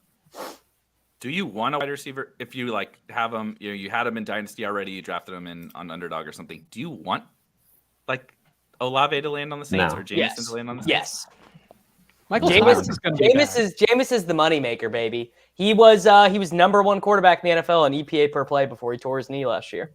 Yeah, but they threw the ball 20 times a game. Yeah, all the sex was gone. Touchdown. They were not throwing down the field and doing all the fun Jameis stuff. They weren't letting him throw the pick 6 to start the game and then play catch up for 3/4. Who is their offensive coordinator now? Same guy, I'm pretty sure. I don't think they made a change. They brought up the DC to head coach, right? Dennis Right. Allen. Yeah. Allen became the head coach, and then they kept the offensive coordinator in place. I'm sure the defensive coordinator will be really excited to unleash Jameis on offense, slinging. Although this could be one of those situations where Sean Payton had a lot of influence on the offense, and the OC is not as good without him, basically. Definitely possible. So do we think this is Olave or Jameson Williams? That's a great. Yeah, no, I think Jameson Williams comps, pretty favorably to 1950s Packers legend Don Hutchinson. He was one of the first deep threats in the NFL ever of all time because the league started in 1952. They just invented the forward pass, and then he had an 18 touchdown season. Great deep threat. They didn't know what routes were. Salfino just responded. Ran down the field and no one guarded him. Yeah. Salfino just earnestly responded to my tweet about the Wilson Lynn Swann comp by saying that it was an excellent comp. What's the problem? He doesn't see the issue. Of course he did. Salfino's the best, dude. Twitter can never take him from us. Salfino, he was fist pumping for that comp. That one really landed. Oh, the boomers loved it. That made their night. Yeah, I was about to pull up some Don Looney comps. Apparently he was the best wide receiver in 1940. This actually harkens back to my most popular tweet of all time, which was when they did the NFL 100. Remember they included all the boomer players, all these fullbacks from 1940 and stuff. Yeah. No one ever wants to let the literal leather helmets go. It'll just exist forever. Pat, did you just do Garrett Wilson? Dude, do you I just remember did how Garrett much Wilson. they got dunked on? Yeah, Zach Wilson. He can play inside and outside. Could be okay. Do we think he can beat out Braxton Berrios? Was that the whole video?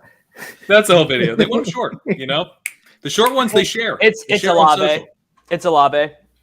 God, Hey, I'm going to do this Can one I too. ask a question, Pat? I want to Yeah. tell me how the sausage gets made here, because I go to NBC Sports Edge. I see Warren Sharp In another all these outfit. different outfits, and I see no Pat Carade. What's going on? Well, I was uploading the videos to the wrong folder, so that was. I've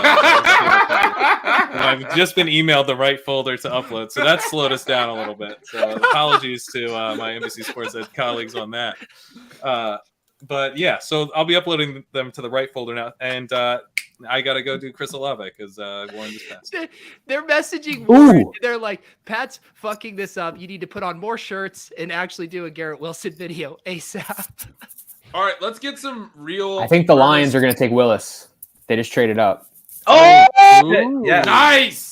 That's big. I love that. That's Now the that's right fun. move. That's the right move, Brad. Yes. That's fun. That's fun. That's fun. I That's can't fun figure out if shit. this is Let's start financially trading good or now. bad for me. Sean, I want to get some earnest analysis from you on Olave. We got the fourth year, obviously, not an early declare. I was looking at his targets per out run. They peaked as a sophomore before Jackson Smith and Jigba was even at OSU, when Jamison Williams was still there. And then they dropped a little bit the next year. They dropped a lot more this past year. Like his targets per out run started to fall. Feels like maybe more of a role-playing type in that regard, where like once the competition got better and his teammates got better, and Garrett Wilson, by the way, over those 3 years was on the team every year, was increasing. His targets per out was getting better and better and better. What do we think about Olave as a true, non-early declared true 4-year guy? Well, we know that the 4-year guys massively underperform draft position, but there are some exceptions there and some context in that if you actually didn't need to stay for your 4th year, it potentially could be a little bit different, right? Now, the element here with Olave, he was one of the receivers I was nervous that the Chiefs were going to trade up for and spend a lot to get somebody who probably would be redundant with guys they already have. T's and P's, correct, yeah. And so, when you're talking about a little guy whose main element really is the speed to not hit home runs, but to get open in that intermediate area. Now, NFL teams need that, and especially if you have a certain scheme. And I would say that the Saints, who are not going to be that explosive with the current version of their QB, unfortunately, probably need that element to it. But Olave is one of these interesting guys because of the environment there with Ohio State. So I kind of wanted to ask Erik, every time we have somebody on OT, we ask them about Olave and kind of what they think from having watched him play. What's your take on him stylistically? We've gotten some different answers, and I think it's interesting to hear people talk about what he actually does on the football field. Olave is, I think you kind of outlined it really well, where he's this weird archetype of this small speed receiver who doesn't play like a small speed receiver, right? He plays like this nuanced route runner, but he's not very big. And he's absolutely fast. He's a burner, right? We saw at the combine how fast he is. I think so I have this weird take. I'm as you guys have probably figured out, I'm very in on Jamison Williams. So I've gone to bat for him in a lot of different ways, and it has stumbled me onto this kind of Olave take, where Olave was ready to play earlier and kind of broke out, I think, like you said, as a sophomore. Right, when Jamison really wasn't ready to play. Garrett Wilson, I believe, was a freshman. JSN wasn't there. Olave was kind of one of the guys. I think they rotated a lot that year. But anyway, he was like ready to roll. Garrett Wilson was better at that time than Jamison Williams was. And so Olave was just like the entrenched guy who was just like good. He's just like this Ohio State wide receiver who is just like, he runs good routes. He's always in the right place. He's obviously a good football player, but it's this weird, like I said, stylistic thing that he never takes the top off the defense, but he's never in the wrong place. And so it's a great role player. I struggle to try to like come up with a comp for him, but I think the role player thing is the thing that always sticks out to me with him, which is not ideal in the top. Emmanuel Sanders, is that a fair comp? Yeah, that's a really good one. Are we go somewhere? Yeah. Okay. Take it back, Brad. Holy shit. Holy cow. It's wrong choice, Brad. I love Benjamin's reply to his own tweet. Laugh my ass off. I broke Deuce and Lloyd's. Oh, this is a death sentence for Jamison Williams. This is a stupid fucking trade. This is really bad from the Lions. Stop trying to make Jared Goff happen. I broke news and said Lloyd's. Please, Warren, please take this. I don't want to do this one. It's too sad. Please do it. Wow. I don't My know. word. I mean, well, what he's going to run a lot of clear outs for Amon-Ra. I don't think Solek's a very serious dude. He's funny as hell too. I love him. What is the? I would expect he's right. What is the functional difference for this Lions team with Jared Goff as the quarterback between Christian Watson and Jamison Williams? It's so fucking stupid. This is really bad. They treated three. Dude, they also have Shark already. They have a field stretcher. They don't need all the over wide receiver bets, like even alt lines, like over 6.5, over 7.5. These are all gonna hit. Like I think we might see like 9 wide receivers go. Yeah. This is like the first 10 picks really sucked because it was like tackles who no one has opinions on, but it's like about to get really good right here. Dude, they traded up to not take Amon-Ra ADP free fall right now. I mean, bro, I'm sending 3rd round dynasty pick offers for Amon-Ra St. Brown right now. Here come the fucking dude. The Eagles every year the Eagles get exactly who they want. This is the most frustrating thing. Like, who do they want? Sometimes they want Rager. They're gonna get whoever. I don't know. There's someone that they want. They're gonna get them. Straight up. No, but they wanted Jamison Williams. I thought they wanted Jamison. They definitely wanted Williams, right? Maybe I'll take McDuffie or something. I don't know. I freaking hate the Eagles. It's like they want whoever they want. I don't know who it is. Well, but they're getting who they Amico, if it makes you feel any better, they take the guy they want, and the guy they want always sucks. The guy they want sucks with like a 100% clip. Like I was looking at a tweet that someone posted earlier of the 2019 draft they did. They got like 11 starts out of that whole class. Can we talk about how this is not good for Treylon Burks not because he hasn't gone yet, but because now he's not going to last until the Packers and the Chiefs pick. Everyone's trading up for receivers. Yeah, it is bad. Although Dotson could save us. The Chiefs are coming up. The Chiefs are coming up. Let's get the Chiefs coming up for They're Burks. coming up. The Chiefs are. Oh my God, John! This is such a triggering comment. No one show this to Leone. No one show this to Leone. My word. That's good. Can we? I guess Detroit got 46 back, so I guess that's okay. No, the over unacceptable. I'm sorry. My favorite tweets of draft season, and I'm sorry to anyone who may have written this who might be watching, but we're not going to get over X amount of receivers because we haven't ever gotten them before. Because wow. Eagles are coming up. I assume they're taking Jordan Davis and jumping. LaShawn McCoy tweeted like 20 minutes ago, "We're taking Kenny Pickett." Eyes emoji. No, Jordan Davis because Baltimore's 14. Who doesn't know? Right? They're jumping the Ravens. In the circle of trust. That's what I would think. Yeah. Sean McCoy. Yeah, they're jumping the Ravens. They're taking Jordan Davis. You think? How many fumbles on Daniel Jones is Jordan Davis? Wow, are they going to steal Davis from the Ravens? Davis to the Ravens has been like a lock in every mock. How's Norris's mock doing? Is he drinking Prosecco or is he tilting? I'm really excited. He had Thibodeau too. He's tilting. Yeah, it's not going well. They're tilting. I have it up. It's not. Good. I'm going on. Eric is giddy. It's the summer of 29. The summer of 29. Yes. It's tough to repeat.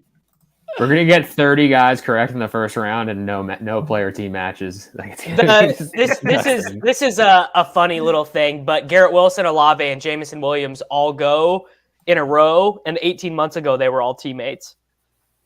There you go.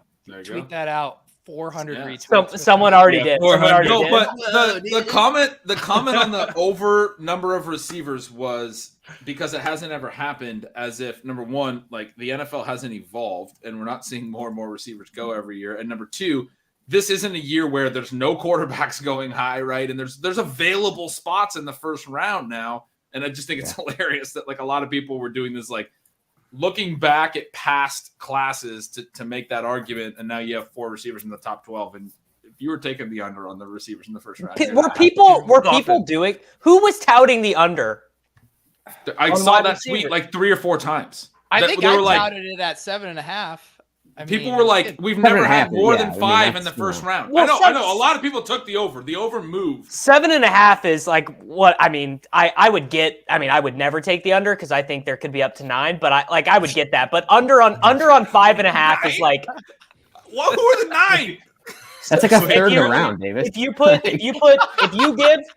If you give Sky Moore, George Pickens, and Christian Watson to the teams that need wide receivers at the end, the Chiefs, the Packers, and the Bills, you get to 9. Yeah. Oh, You and get Dotson? 8. Oh, and Dotson. Okay. Yeah. And well, Watson isn't going in the first round. I don't. Oh. Pickens might, I guess. I don't know. He sounds like your Chiefs Pickens really like him. I actually think, and I bet Sean would back this up, Watson feels like a classic fancy Veach pick. I think we're gonna get Alec Pierce here. At Alec Pierce. I actually think Alec Pierce in the third would be pretty good. God, I Pierce love is the a new baller. NFL where just receivers go all the time. Like this is, I mean, they get paid a ton of money. People are trading up to draft receivers. Let's get all the receivers out here. Like this is 0 RB doesn't matter. What? Oh, piss yellow. Well, the Eagles just traded up for a run-stuffing defensive tackle, so not everyone's on Just a run stuffer. Do you have to go and record a video about this run stuffer, Pat? Yeah, he's going to stop all the run plays. He's going to be good. So what did the Lions get back there? Do they have? Did somebody say 46? Do we have Howell to the Lions at 46? Oh wow! I haven't seen the full package. JMO and Howell would be pretty fun. Sean, Okay, if the now- Seahawks don't take Howell at those 2 picks in the early second after taking an offensive tackle in the first round, Well, they got to take, buddy. They got to fix the run game. They got to take Breece Hall. Actually, that's giving them too much credit. They got to fix the run game. They got to take Brian Robinson. They also got to fix Pete Carroll's secondary, which is supposed to be his calling card. So they might take a couple safeties or something. Who knows? All right, Spags. 2022 redraft. The 4 wide receivers who have gone. How do you rank them? I mean, I would say from my perspective, I would probably want to go Drake London first. Of course, a proud USC receiver. We know that they always hit every single time. Then probably for me, it's going to be Garrett Wilson. I like Jamison Williams more than Chris Olave. I just, the Will Fuller comps, I feel like are the ones that I've seen the most. But I think overall, as Pete, I saw you post on the screen briefly. I'm mostly concerned for Josh Reynolds right now. Like I'm on the Josh Reynolds suicide watch list where I want to be sure he's okay. I want to be sure that contract is pretty close to fully guaranteed. Like, he signed this offseason being like, oh, me and Jared Goff, we're pals. Like I'm having my renaissance alongside this man. And now he is not going to see the field. And it's unfair, Pete, what these men do, what they sacrifice in the NFL and they get that kind of treatment. We know Josh Reynolds was over at Jared Goff's chipping, little chipping green that we saw in Hard Knocks, and now he's getting the boot. He's going to be on the waiting list for that. He's going to be holding that clipboard on the sideline. He's going to be cheering on everybody else and watching them get also passes underthrown by 15 yards from Jared Goff over and over again. Jamison Williams is such a fucking bummer. By the way, for those who partake, all of the Malik Willis props lost or won depending on your position because it was at 13. Lost or won. They lost or won. Well, 13 was just the inflection point. They've settled. They've settled. Mike, I love this legendary comment. The Thanksgiving. Thanksgiving. I was gonna Spags. say that. Remember Reynolds So on the true. Thanksgiving? Dude, when he caught that touchdown, I cheered for you. I had 0%. Was the greatest thing ever. And I was like, oh my fucking God. He wouldn't shut up about Josh Reynolds. He scored the first touchdown on Thanksgiving. And you were getting 5-on-1 on Josh Reynolds. We were just ganging up. You had to defend yourself. What conviction is when you got it, again, me and Jared Goff, just 2 men who support Josh Reynolds and nobody else in the world. That's true, man. Who's going to be the one to tweet out something like, rest in peace, early Khalif Raymond best ball shares? I traded him to Michael Leone for a future 6th round fantasy pick in one of our leagues last year. That's the saddest trade. You guys need to find something else to do. Dynasty's the best It's format. the best. It's the best. You love trading useless things for other useless things. I've been trying to send rookie 4th round picks for Ronald Jones, and no one's biting. Yeah, well, that's 'cause Davis, he's worth more remember than when a you fourth wouldn't now. give me a 4th for Van Jefferson, only a 6th, and then you tweeted at me every time he scored a touchdown, 4th round pick? It's probably gonna be a lot of those tweets this year. Probably gonna be like 6 it was to like 7 I of those rejected tweets. that trade, but you wouldn't come off a 6th rounder for You it. cut him. He knew his opponent. He knew you were going to cut him, so it's like, I'm not giving you anything. You're going to buckle and cut him. But then every time I saw it on timeline, I was like, Davis, you didn't ever offer me a 4th. I was trying to get a 4th. Shawn, how do you have the rookies right now? Rank them for Dynasty instead of 2022 season long. Well, I want to go out and say that Burks is going to fall to one of these great spots and just go with someone who hasn't been picked yet. But we'll do London and then Williams. I think one of the things here that is, I mean, maybe the opposite direction from fantasy, but the Lions now have a very exciting offense, right? They've got those receivers. Almost. They have DeAndre Swift. Almost. They have Hawkinson. I mean, they once they get the quarterback in, as you guys talked about earlier, they have some chances to address that later in this draft. They have chances to address it in the following draft. The Detroit Lions are going to be the most fun team in football in 2024. Oh! You said it at 46. They got 46 now. You think they're going to bring in Sam Howell, and in 2024, this team with Sam Howell and DeAndre Swift and Jamison Williams and TJ Hawkinson is going to be. And Amon-Ra St. Brown. Yeah, that guy. They're going to be elite. All right. 2024 Bengals. Wow. Ooh, I love it. Shawn, you're a Sam Howell guy? They're back up at 46. I mean, where do these ADPs for the Lions, all of those guys, like where do they settle? It's gonna be they're gonna like in between all like pick 95 and 120 feels about right for those guys now. I mean, a huge adjustment because Swift, Amon-Ra, and Hawkins. Oh, not Swift. Swift will be a 2nd round pick or whatever. Amon-Ra goes in the 5th round right Amon-Ra is shot now. I mean, he just got dusted. I disagree. I don't know if I agree with that. He's an Yeah. underneath target. Jamison Williams is going. I mean, he's not going to be like peak Jamison Williams. Maybe But I'm just saying the market is going to adjust. The market was not pricing it. Like no one was mocking wide receivers to the Lions. I didn't see one mock draft. I mean, I'm sure someone could link me one where, whatever. But this was not even close to a consensus. He just has to protect his mentions. 19 mock drafts. Please don't link me.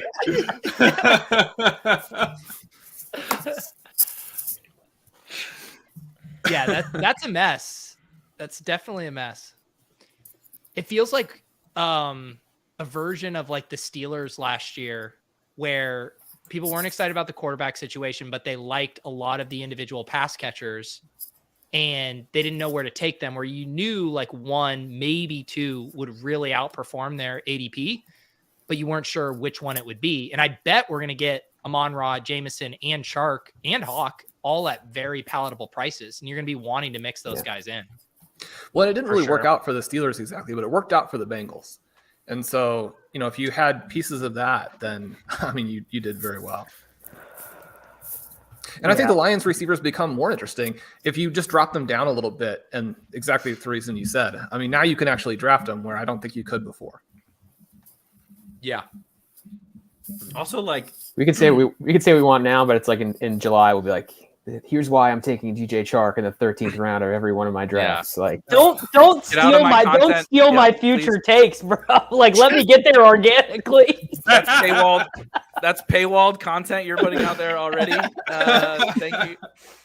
But so I'm gal-braining this. But like last year, I did this dance with the Lions where I'm like, this is a Jared Goff offense with who? Rashad Perriman, Tyrell Williams, whatever, and like was out. They fought, man. Like, and they put up fantasy games. Like, the Khalif Raymond thing is funny because, like, Rashad Perryman did not, as he did not make the team. He did not break camp with the Detroit Lions. Neither did Tyrell Williams. But Khalif Raymond, Josh Reynolds, like, we're just talking about Josh Reynolds. Khalif but Raymond, Josh Reynolds was on a different team. I mean, for best ball purposes, it was. Yes, but Jamison Williams and DJ Chark are not going I to like this take. Jamison Williams Williams definitely won't get cut. Jamison Williams. Shark. I feel Chark might.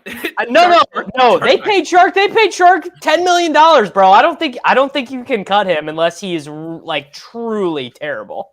How mad are the Ravens You don't know at Dan the Campbell. Eagles right now? Oh, they're tilting. They're really I tilting. think you got to look They've at gotta be Swift in the so first mad. round now too. I mean, I don't think that's where he's going to go up Offense to. is good, but- right? Sean, like, so Jameson is going to be cheap because everyone's going to say A, ACL, B, Jared Goff, Lions. So I'm out. But like all these Lions put up fantasy games all year. All year, the Lions produced good fantasy results, and they didn't spend a first-round draft pick on the defense. They spent it on a wide receiver, so the defense ain't getting any better. So I don't know. I kind of like them. And like you're saying, they fought like I want to crazy. take cheap. They fought like Jameson crazy. They don't quit. Dan, like he's gonna. That's true. Yeah. He's They keeping bite them in- kneecaps, baby. They bite kneecaps. Well, that was like the DFS theme last year, right? Where the Falcons would be running the ball down 14 in the fourth quarter, and the Lions would actually be throwing and going up tempo. Well, it only happened a couple times. We just had the anchor effect because it happened in week 1. Well, because they competed in the other games. Yeah, they were actually in the other games. It's just the Falcons were down by. Well, I'll never forget having Jalen Hurts in cash the week that Jordan Howard scored 2 rushing touchdowns, and like that was like one of my worst experiences in playing DFS. What did he throw 7 passes? Or What something like that? What did that have to do with the Lions playing up tempo in week 1? I'm not even because they just completely rolled over against the Eagles. They scored like 3 points. Yeah. I'm so tilted at these people who are getting more retweets than me for my Jameson Williams, Olave, Garrett Wilson tweet. Mine is like literally the same thing, and they're getting more engagements. Wow, Davis, have you That take's been out there for a while. I feel like this is you're late to the party, man. Sad. Late to the party. Have we had another these things pick? queued up for weeks? Yeah, the Eagles took some non-fantasy players. Who did the Ravens take? They took Jermaine Johnson? Hamilton. The safety, right? That's new Ed Reed. Oh my gosh, Houston. Here's your big board. I'll do my due diligence. Is Houston gonna take Malik Willis? Oh, they No. I don't Dude, like In Davis Mills we trust, dude. Come on. Dude, I'm really fading Texans and the Washington Commanders here because I put a larger than advisable wager on the Kenny Pickett unders even after it moved. I hit the under 12 and then Come on, Davis. Or no, over. Sorry. Okay, I was gonna say, no way. You're better than that. If I'm gonna put my cards on the table, I didn't do this year, but I have accidentally done the over under thing, just like clicking through too fast, and then immediately realizing what I did, and then being like, well, these offshore sports books are like their customer service is not gonna void this for me, so I just have to go bet the same thing. I gotta bet double on the other side, and then just lose the big and lose the big. Yeah, and lose the big. But yeah, that's a fun sweat. I do this professionally, obviously. How do you not go double on the other side? You just gotta Come double listen to down. the Sports Grid Fantasy Football Podcast. Yeah. Here's how you eat the juice, baby. So you gotta eat that juice. I think people like the honesty in sports betting content. I agree. Of course. So anyways, I'm fading the Texans and the Commanders here pretty hard because I really would prefer Pickett to go 17 or later. I mean, I think Pickett might just not go in the first round entirely. It feels like no one likes these quarterbacks now. Like if the trade up happened already, if we've already got 2 big trade ups and neither of them were for Malik Willis, like what are we doing here? Traylon Burks, look at Best Ball Modern's comment. Traylon Burks fits here for the Texans. He keeps saying Traylon Burks to the Texans. It's stressing me out, dude.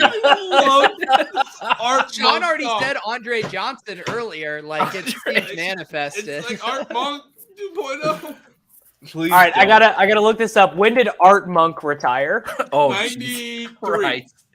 He was in Tecmo Super Bowl, but it was late in his career. I'm guessing. I would have. Honestly, wait, holy shit! Field Yates. The Ravens have traded Marquise Brown to the Cardinals. No way! That's sick. Bateman's season. Let's go, Bateman, baby! Oh my god! Holy shit! Wow, showing how much they love Kyler with that one. Jeez, Oh, Rondale Moore dead again. How much did Antonio Brown influence this? Shower narrative No, season. don't say Rondale Moore. Rondale's going to be playing in the slot. Yeah, Rondale Moore have like an This A. is perfect. He's clearing out everything. It's this is good. Kyler season. It is Kyler season. Yes, Marquise Brown, DeAndre Hopkins, and Rondale Moore. Yeah. Yes, please. Why did they bring back AJ? Wait. Did they just trade this pick straight up, or what's the trade? No, they took Kyle Hamilton. Or unless they traded Kyle. No, this is like no. The Cardinals. So don't the pick Ravens are 6 trading picks, 8 Brown. picks. Yeah. That's crazy. We're 8 picks away. Holy shit. From, Yeah, I I don't know assume- what this has to do with anything. Dude, Kingsbury loves really small receivers. He Yeah, just it's wants all the small 23. guys. It's 23 for Hollywood and pick 100. Yep. Wow. Hollywood They and a got pick. 100 back. That's Hollywood and a interesting. pick. Wow. That's a So great the deal for Ravens them. wanted to get back into 23. That's Well, it. Yeah, I Pete, like that for the Hey, Ravens. Pete, is this good fit Cardinals? Great fit. Cardinals.com. I mean, Sean had to kill his feed. Sean because is he's out. He was masturbating like, right I gotta go talk to my Cardinals beats. Sean's doing a reaction video for himself. Yes. That's so good. It's so good. Wait. So the Ravens have pick 23. Yeah. Correct. Do we think they have a hard on for one of these big bodied wide receivers? Yeah, I mean, I think that the Ravens, it sounds like they're probably doing what all the other teams have done, which is like, oh yeah, we might have to pay this guy soon, so let's trade him. It's Pickens time. And I was just literally in my head as I was saying that. I was like getting the images of Pickens doing the run blocking where he throws the safety to the ground. it's the first thing I thought of. He's Yeah. a badass run blocker, and he's obviously the big body. I can't wait until Antoine Wesley plays ahead of Marquise The fact that we even have to know Antoine Wesley's name is enough to justify that Cliff should not be an NFL coach. It's such really is. bullshit. It's like, oh, DeAndre Hopkins in here. Kirk outside and play Rondale in the slot. I'm still mad about it. Like I literally had to like go back to like 4 years ago and find, you know, a Blair article about Antoine Yeah, of course, Wesley. Blair had covered him, but Blair had read about him. Hey, he was good in college football, DFS, at Texas Tech. Yeah. That's why Cliff liked John Moore will come into my mentions like once every 8 months to like mention something that I'm not understanding in one of my tweets, and he linked a Blair article about Antoine Wesley and was like, actually, he's kind of good. Yeah. John, did you have to compose yourself after that Marquise Brown trade? Well, it's wide receiver time, baby. How are you feeling about the Cardinals? Is that code for something? yeah, it's good. Sean, Sometimes you're when a I'm Chiefs alone, fan. it's wide receiver time too, Sean. Let's run some routes. Sean, you're a Chiefs fan, but you are also weirdly a Rub routes. Lions fan and also Rub weirdly a routes. Cardinals fan. You have these three teams. And you are a Cardinals fan. What's going to happen with Marquise Brown, DeAndre Hopkins, AJ Green, Rondale Moore, Zach Ertz? 110 targets to Zach Ertz. What does this mean? Well, the first thing that popped into my head was that they've made this move to fill the Andy Isabella role. But no, I mean Don't say that name. Murray, right? He's in the early portion of best ball. Murray has been the best quarterback pick, and I mean I don't care for the guys who do have these situations where maybe they're not a great teammate, maybe they're not a great leader, but you knew Murray was going to get some kind of other receiver who really made this offense work. I mean, if he can stay healthy, he's the easy QB1, right? And so now you're in the situation here, Marquise Brown. I mean, the Cardinals are going to put up a huge number of points. I mean, my sort of sub teams behind the Chiefs are the Lions and the Cardinals, and I think the first round could not have gone better for either of them. I mean, this is pretty exciting because little by little, even with the meltdown in the second half of the season, the Cardinals are getting the pieces in place to do what they need to do. I mean, having that other receiver over there, and I do think it's going to work for all of them. And very quickly, we get right back into a situation just like we have for the Lions, where you can draft all of these guys, and as it kind of works out, the pieces that you have that hit are going to really make some of those best ball teams work. All right, we're sweating one more pick for the Pickett unders because the Texans just took the guard that offensive Dallas, guard. The Well, Dallas Commander's wanted. pick is in. They're taking Dotson. Yeah. Let's go, Kenny Pickett, What? baby. The Commanders took Commander's Dotson. taking Dotson. Very surprising. Why? Wow. I don't know. Did the Commanders? Honestly, I'm happy. Yeah, I didn't want to new have to name. draft him anyway. They need a seventh wide receiver that weighs 187 pounds. Right. I mean, I think that this is probably the worst pick of the draft so far, and I can't really say that because I don't know any of the defenders, but I'm going to say it. But Can you show your I toes? kind of get it from like Carson Wentz, like his deep threats and stuff, but it's still terrible. But They already Does have a Carson deep Wentz threat? throw a good deep they have ball, though? McLaren. He They doesn't. It's the have only thing he does. Terry. That's all he does. They have Terry, and they have Sam. They paid Curtis Samuel And they drafted Diami And Brown. And they have last year. Diami, who's also a deep and threat. Diami. They just gave What's up on the fucking Diami. difference between Diami and John Dotson? Diami. I literally forgot until this moment that they even had Diami Brown. Like I forgot that was a name that existed. That was the They first did- name they I did thought too. of when I heard they took Dotson. I was like, I was they thinking- took Diami last year. I was thinking Cam Sims, baby. You know, I Cam think Sims, Cam Steven Sims can Sims, play. all That's guys like that one of earn my more undercover targets. takes. I've never This is- said this this out fran- loud, but I think he can play. this is just not a serious NFL franchise. Like they're not they're just not behaving in a serious way. hammer. Not a serious hammer. Davis brought it on. Like what? This is stupid. Like if their logic is we need to give Carson Wentz the tools to succeed, you've already failed because Carson Wentz could be playing with Calvin Johnson, Randy Moss, and Gronk, and he would still be throwing shuffle passes to opposing defensive tackles. Oh, At least I don't have any Dotson bags, and someone will be willing to buy him higher than I Ron's will. been high on Dotson. You've liked him. Yeah, but he was a great Sean.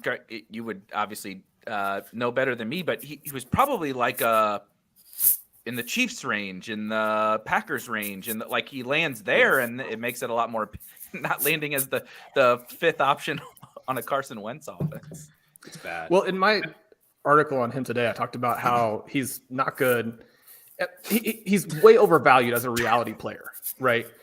But you probably can, but he's probably not awful either. And between the fact that he's going to go in the first round and he's okay, there are going to be situations in which you could draft him and spin him and make a good profit. You cannot do that now because these guys were all dead even before he got there. I mean, Terry McLaurin is like a 10th round value. I mean, Oh my God! I think Sean. that's probably true. Flamethrower! The flamethrower came out. McLaurin's a 10th round value. Dotson is Undraftable. First round wide receiver. You're the Not- most optimistic guy I know, honestly. take Like him. Sean gives me life advice before our shows. Like this guy is so optimistic, and he just said, "You're dust if you have Dotson on your roster. You can't trade him now. You're screwed." Sorry.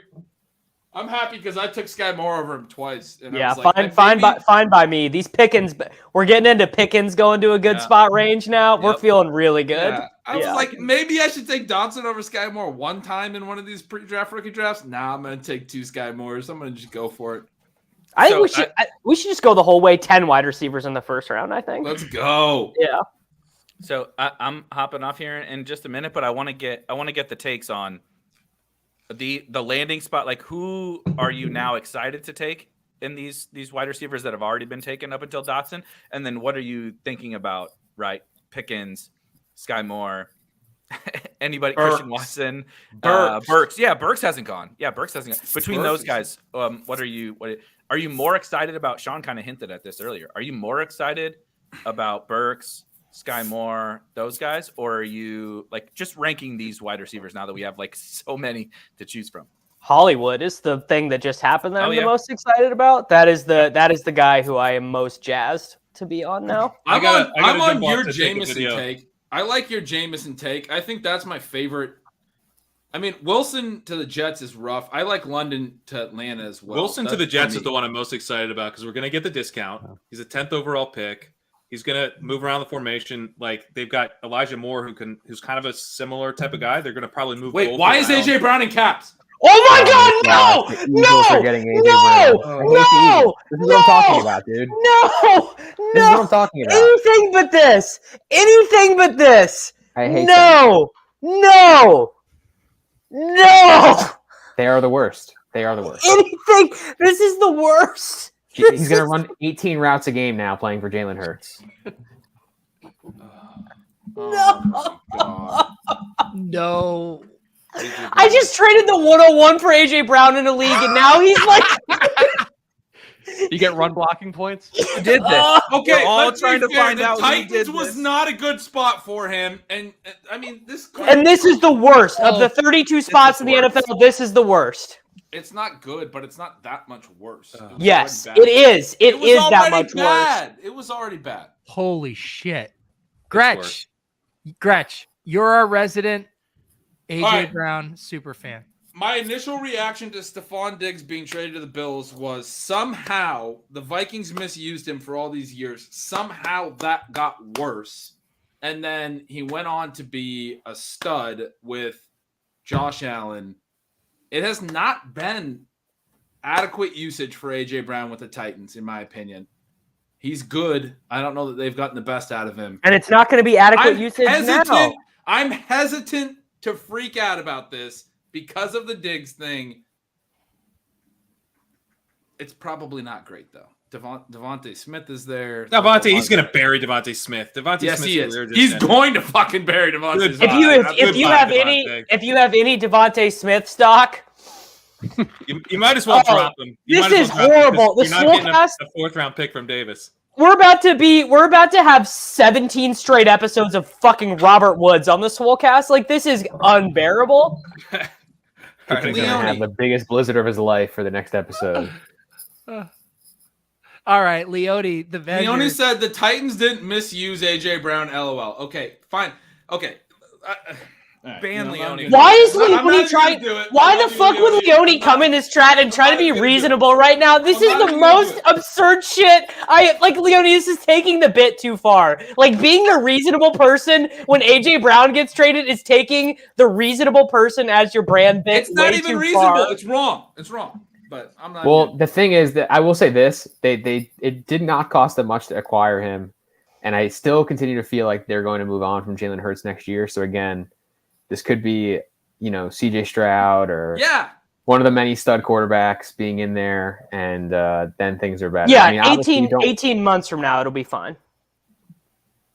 So they could open it up next year. The Titans did a great job of play action and stuff. One of the things they've never done well with AJ Brown is actually throwing him like quick hitters, throwing him the ball around the line of scrimmage. Okay, yeah, he had a big target share. That's because he fucking earns them, because players earn targets. He was actually good, and he's good down the field. He's good around the line of scrimmage. They did not design enough touches into his hands. Meanwhile, we should have, and they never did. He's good down the line, down the field. The play action stuff was good for him.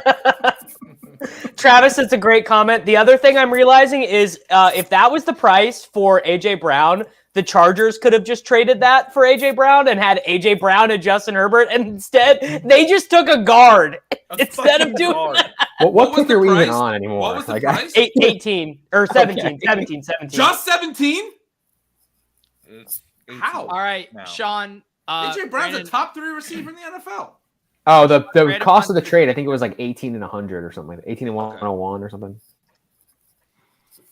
Yeah, so we talked about the Chiefs moving up. This price is really befuddling, but you do have potential contract things in the future. The thing that it reminds me of a little bit is how the Ravens had to flip so completely in what they did. And the Eagles have said, we're going to do the same thing, but why would you tell people what you're going to do? And now they go out and they have AJ Brown, they have Devontae Smith, and you have a situation here where maybe he gets a ton of deep targets. It's like, we don't need to limit him to just stuff underneath. Maybe he can be like Mark Andrews down the stretch of last season for the Eagles this year. So if we want to be enthusiastic, I think that you can look at that and say, I mean, AJ Brown is going to create massive fantasy points wherever he is. Now, if he'd been traded to the Chiefs, that would have been a lot better. Yes, that would have been better. I want to get him in a good spot, but he's not been in a good spot. It was not good, Sean, for you to say with all of my Dallas Goedert bags I've already acquired before May hits that AJ Brown was going to be the Mark Andrews down the stretch when I drafted Dallas Goedert to be the Mark Andrews down the stretch for the Eagles. That's not very promising. But are you thinking for gut take that like AJ Brown kind of does squash these other dudes, Devonta Smith and Dallas Goedert, or I think to an extent, I think they're both so good that I think this offense could now be extremely efficient and create a lot of touchdowns. I mean, Jalen Hurts was the best, along with potentially Kyler Murray, was the best pick at QB and best ball to this point. Now he's going to end up being too expensive, right? But Devontae Smith, I think, is actually very, very good too. And the only reason that I wasn't drafting either of those guys is just the potential for something like this within a low volume offense and the prices that you had. And, you know, it didn't necessarily have to play out that way, but now that it has, it does make it pretty tricky for those guys. I got Spags, boots on the text ground, from or one of my people good buddies rioting that said, in the streets of Philadelphia. Actually, no, I could hear celebration. Fireworks are going off around my area in Philadelphia. People celebrating AJ Brown, knowing he's going to get upwards of 3 targets per game, and even a couple handoffs. You Debo Samuel is what they're saying. From what I can hear. You said your neighbors are chanting AJ Brown wide back. Is that Yeah. AJ Brown, wing T. AJ Brown, wing T is what they're screaming from the mountaintops. I gave Leone some crap in there to go. I'm 100% with him here. He says AJ Brown's an absolute stud no matter what. That's what Sean just said. This is my serious take. Is like it kind of doesn't matter what offense he's in because he's that good. But I love that I just got 2 texts. One that said from one of my really good buddies from college, "Are you okay?" That's all it said. And the other one is from an Eagles fan that is my brother-in-law, and you wrote, "Dude, Brown to the Eagles for number 18. Wow!" He's like very, very fucking excited.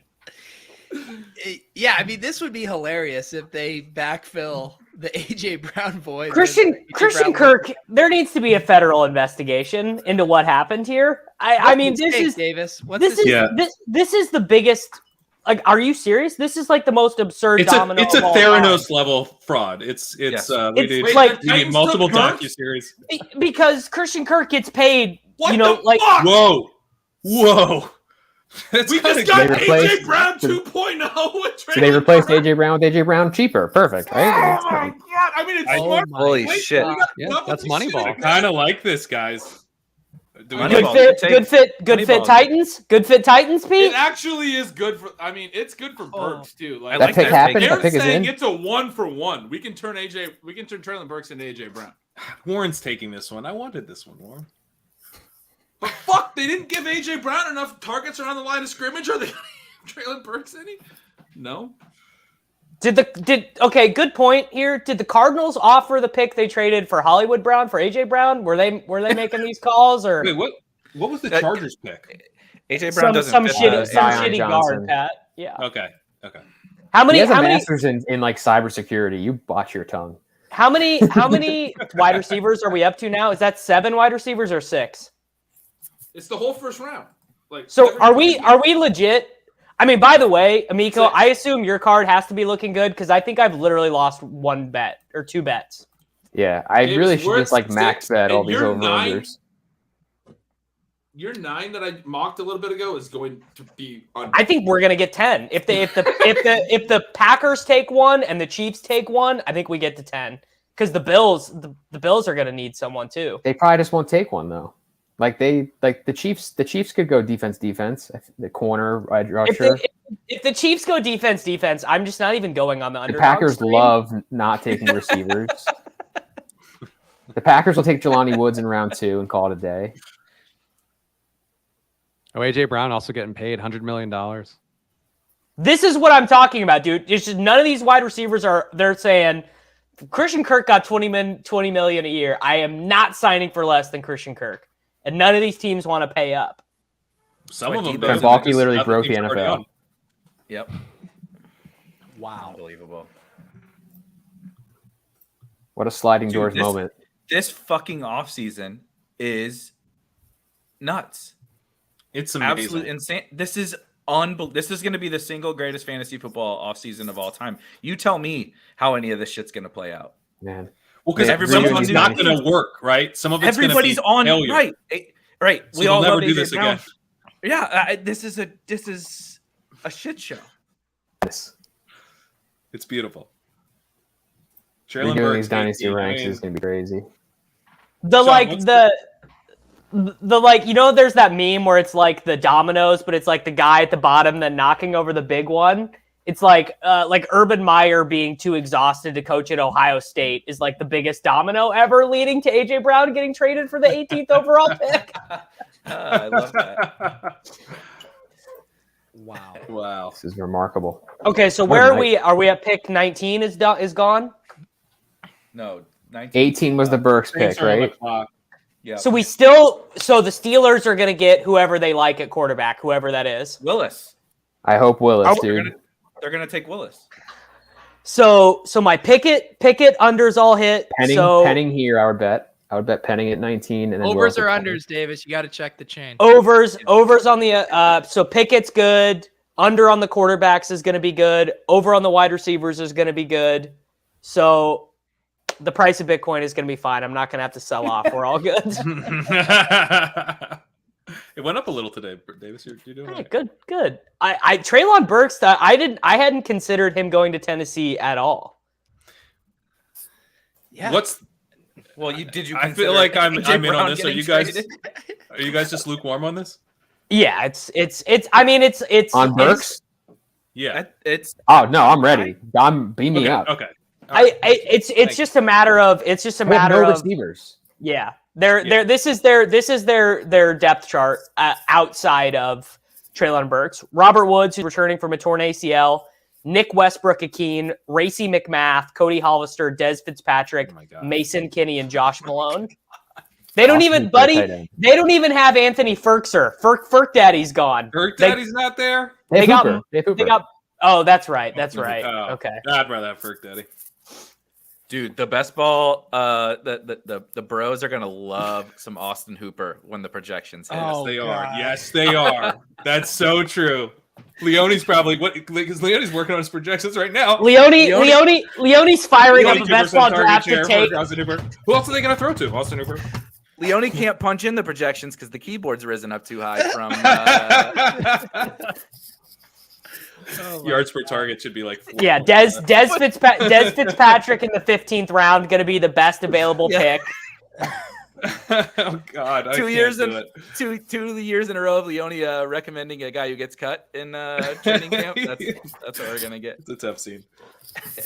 Okay, can we double back though? Because I'm gonna hop off, but I do want to actually get the takes of like all this wide receiver movement. What do you guys like? What's the initial takeaway? Like the rookies, maybe more so the rookies, but if you want to AJ Brown or anything. Burks has got to have the best range now, I think. Yeah. Burks is the wide receiver one for me. I'm Team Garrett Burks Wilson. Burks over London. Yeah, I just think the quarterback play, the quality of the offense.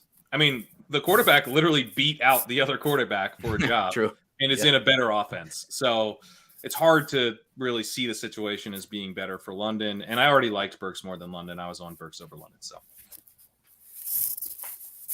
I would say so. I'm like in the opposite camp because I was already on London over Burks, so I'm just going to keep it there. I think that that's like a tier, probably like Wilson's in that mix. I like the Jameson Williams thing. Like I was a little lower on him. I felt like to start just because I wasn't really sure how he'd fit as a fantasy player, and now he's in like a terrible spot. I feel like for fantasy, so it's like a double whammy. I feel like for him. What about Dynasty? What about Dynasty for him? Even for Dynasty, I mean, I don't know. Like I'm really high on Amon-Ra. So, like, I feel like the volume of targets is going to be going there, and I assume to Hawkinson. I feel like, actually, it's kind of a good dynasty spot. Like, I know I was just hating on it for redraft, but I feel like the fact that they're probably going to be crappy this year and they'll have a chance to get one of these good quarterbacks next year, I feel like that's pretty good for him, actually. I agree. Or two shots, or two, like Pat's point earlier, you could like take Howell in the second and still, if that flames out, take a quarterback. Shit, maybe they take Malik Willis at 46 if this is really what we're doing right now. What was the consensus take on Treylon? Do you guys have anything positive to tell me while I was gone? I feel like it's mediocre to I'm in. I'm on the I'm in camp. He could get a lot of targets. I mean, he's competing against Racy McMath, so it's like whose name was somehow mentioned on the Swolecast like 6 times last year. So many times. Racy McMath, wide receiver punt plays for Week 1 DFS. Shawn, if this happens, hands off. Yeah, there we go. What? It seems like this is setting up for Debo. And the other one, I've got to throw Pickens out there again because supposedly the Packers and Chiefs interested, and I think that's still going to end up being the best spot. When you look at Burks and some of the pre-draft questions, I think that this answers a lot of them. Number one, that he goes in this range. Number two, and that the Titans seem to think that he can replace A.J. Brown. And then number three, like Davis is talking about, you've got available touches, but all kinds of touches too. And so, I mean, you're going to see manufactured touches. You're going to see deep passes. I mean, you've got a chance for just a massive volume. And I think the Titans have to pass more. And so you're going to have a little bit of that element too, as they move a little bit away from Derrick Henry. So you have huge upside there. You know, in terms of Blair's research, he checks even more boxes than Drake London. I mean, those two guys are set up to score a ton of fantasy points. One of the negative takes on Burks was basically like, he's not AJ Brown, LOL. Well, the Titans think he literally is. So yeah. I mean, I think it's a pretty big stamp of approval here for Burks from the NFL. You know what the take on Burks was, right? Like the football guy take was he is dumb. Right. They had to like tell him what to do. They had to tell him where to line up and what route. It was the Adrian. Have you heard the Adrian Peterson stories? That was the same thing. Like, buddy, that's what Travis Kelce literally went on national TV and was like, "I'm stupid and I don't do what Pat tells me to do, and I just run where I want to, and then he throws me the ball." So I'm not sweating that. Big Gronk news did here. The same thing. Big news here from Tanner Pfeiffer. The Arizona Cardinals are shopping Andy Isabella. So end of a run. It's gonna be sad when I finally have to cut him on all these dynasties. These guys want to get paid. You can't hold on to Isabella right now in this market. Kyle Dvorak apparently somewhere said Isabella died, so Ron Duff could die. That's a good one. That's so funny. The culture you've cultivated here really is sick. It's incredible. Kyle had Andy an is a incredible comment in our chat too about how the Ravens traded Marquise because they loaded up on Bateman in Dynasty. So do we got Ritter or Willis here? If they take Ritter, I'm going to throw up. I mean, reportedly Ritter was the one they liked, but I mean, I've heard it both ways. I've heard it both ways. That would be so. It would be really funny if they didn't take a quarterback, or if they did take Pickett. I mean, really anything here but Willis is funny to me. They're taking Pickett. I'm so distraught. What are they? That's what my Twitter is telling me. Yep. No way. Oh, Yinzer Palooza, baby. That's a disaster. No way. Why would you do that? Malik, I thought Malik was their guy. This is a disaster. This is like a set your franchise back like 3 years pick. Baker Mayfield is available for like a 3rd round pick at this point. You're going to take Kenny Pickett? They have Trubisky. What's the fucking difference between Trubisky and Kenny Pickett? At least take a swing. Better. When you think about it, Ben was all hands, and now they went with a guy with really tiny hands. That's the profile. That's embarrassing, man. It's a great take. Oh, it's such a bad pick. Look, anytime you can take a 24-year-old quarterback with a career 7.3 YPA in the ACC, you got to do it. Oh my god! I mean, it worked for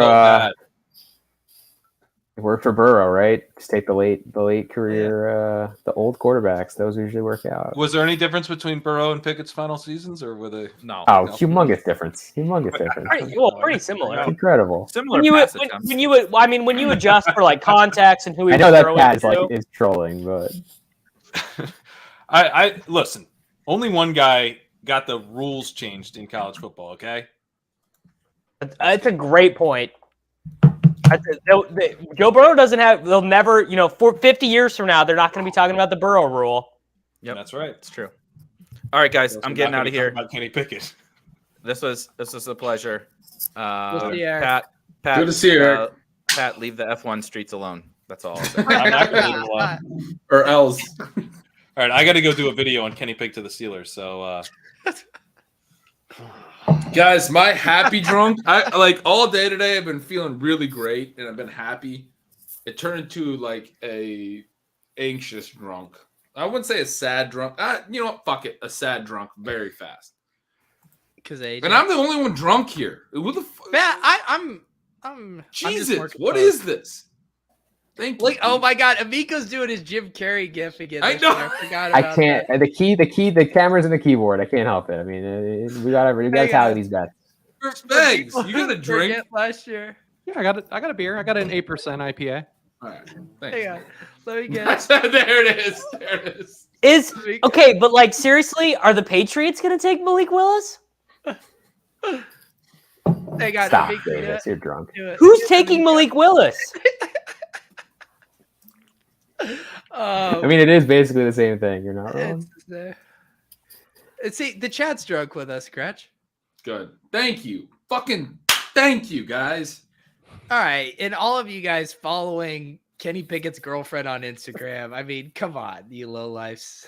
I just want to wake up and be sober. He's a Jersey and try guy, to at figure least. out what this means for AJ Brown and Look Traylon Burks. Who the Oh my cat God. drug is. There he is.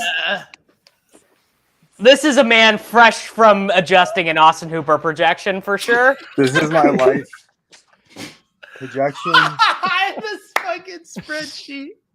And here's Micah sleeping next You're to me. still doing projections, quarantine and everything? What, Gretch?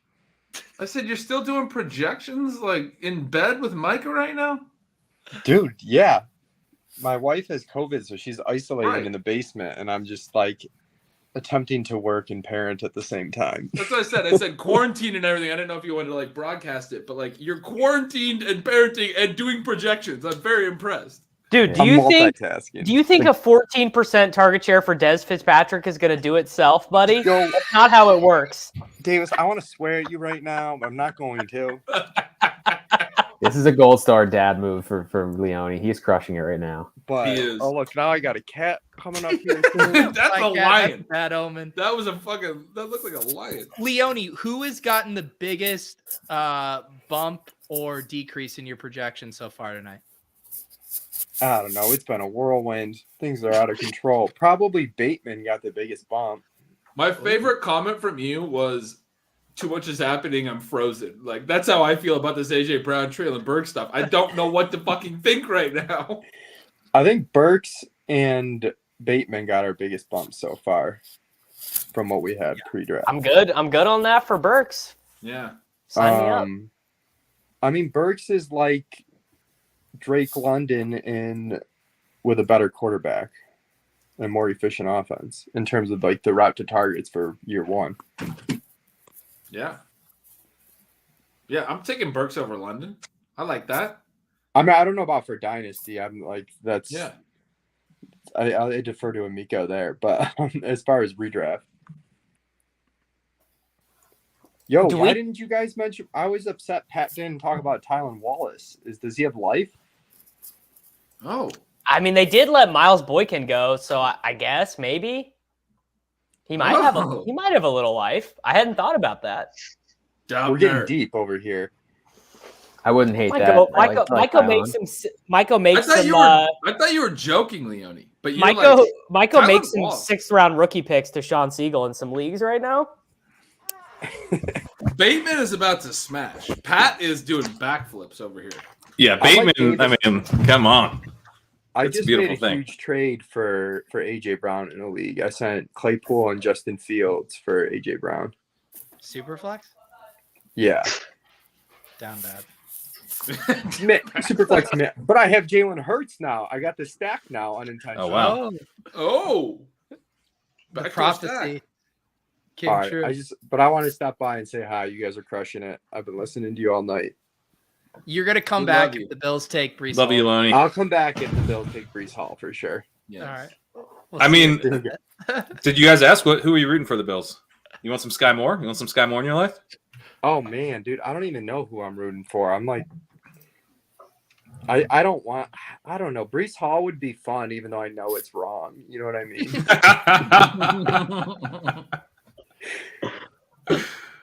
It seems like all the receivers are gone. Yes, they are. I feel like if there's a year to take a running back in the first round, though, like everyone has basically said that there's like 15 first round grades in this class. So like if you're gal-braining it and being like, well, Brees Hall at 25, it's really like a second round pick. Like, love rationalizations, love it. Go for it. Second round. But I do wonder, like, is Amico? You'd know better. You've looked at all the mocks. These receivers all going so early. That's got to be pushing some non-receivers down. I mean, it's not like they don't have holes. Yeah. No, I mean, I think safety is the position they want.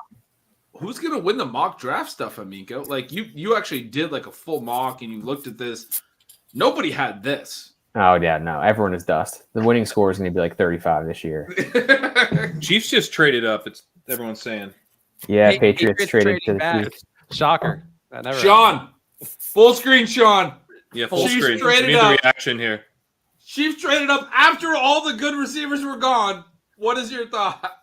Well, all the people we were scared about. So this one's got to be Christian Watson, right? So. God, no, this is Sean's. I would bet that they're going to take a corner now. Sean, you were going to rue the day you made fun of the Sky Moore highlight clip when they take Sky Moore.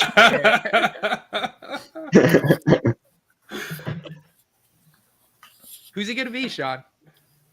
No, this has got to be for a defensive player, right? I mean, maybe a nice Jordan Love move. By the way, Michael Dubner, welcome to the stream, sir. Dubner, what's going on, guys? Throw on my Eagles jersey for our celebrating AJ Brown. There you go. Why did you have to say his name, Dubner? The first thing you'd say when you come on. Chiefs get number 21 pick. Pats get. I stopped thinking about it for 5 seconds, and you got to go and fucking say his name right when you come on. Well, we're Sean, celebrating over here. That seems like a nice trade for the Pats, not going to lie. Is it? Yeah, I mean, just lights some of that value on fire. Yeah. I mean, are the Titans cowards? I feel like it's a cowardly move. You're not going to pay AJ Brown. Pay AJ Brown. Like, I like Treylon Burks a lot, but like, it would be incredible if he turned into what AJ Brown is. Like, that's a very low probability outcome for any player. Like, just fucking pay the guy. He's amazing. They had to draw that line in that sand, though, because like some team has to do it. Like some team has to not pay the receiver because that's just how that goes. And like, you know, you're getting draft capital back for it too. Like it makes sense. Cowards. Oh, I gotta go. I'll be right back. I gotta go do the underdog stream. I'm hopping off. It has been excellent as always. Love talking to you guys. Anthony, Love you, Amico. Yeah. great having you, buddy. See you, Anthony.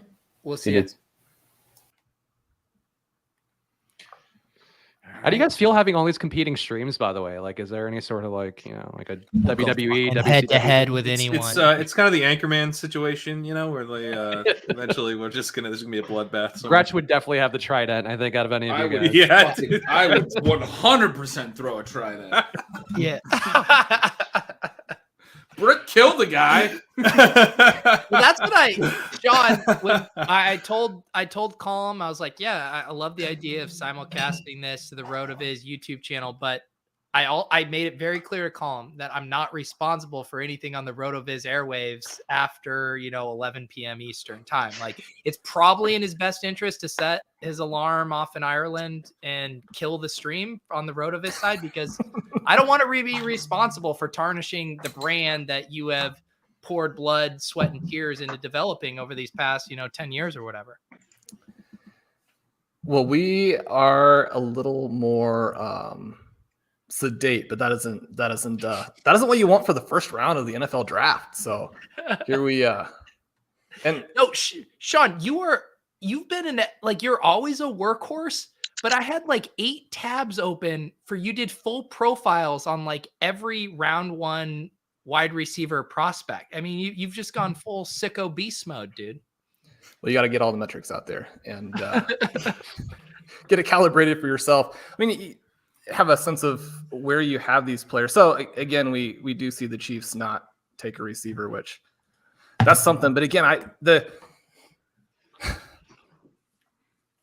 to move Tyreek Hill, right, and then to burn.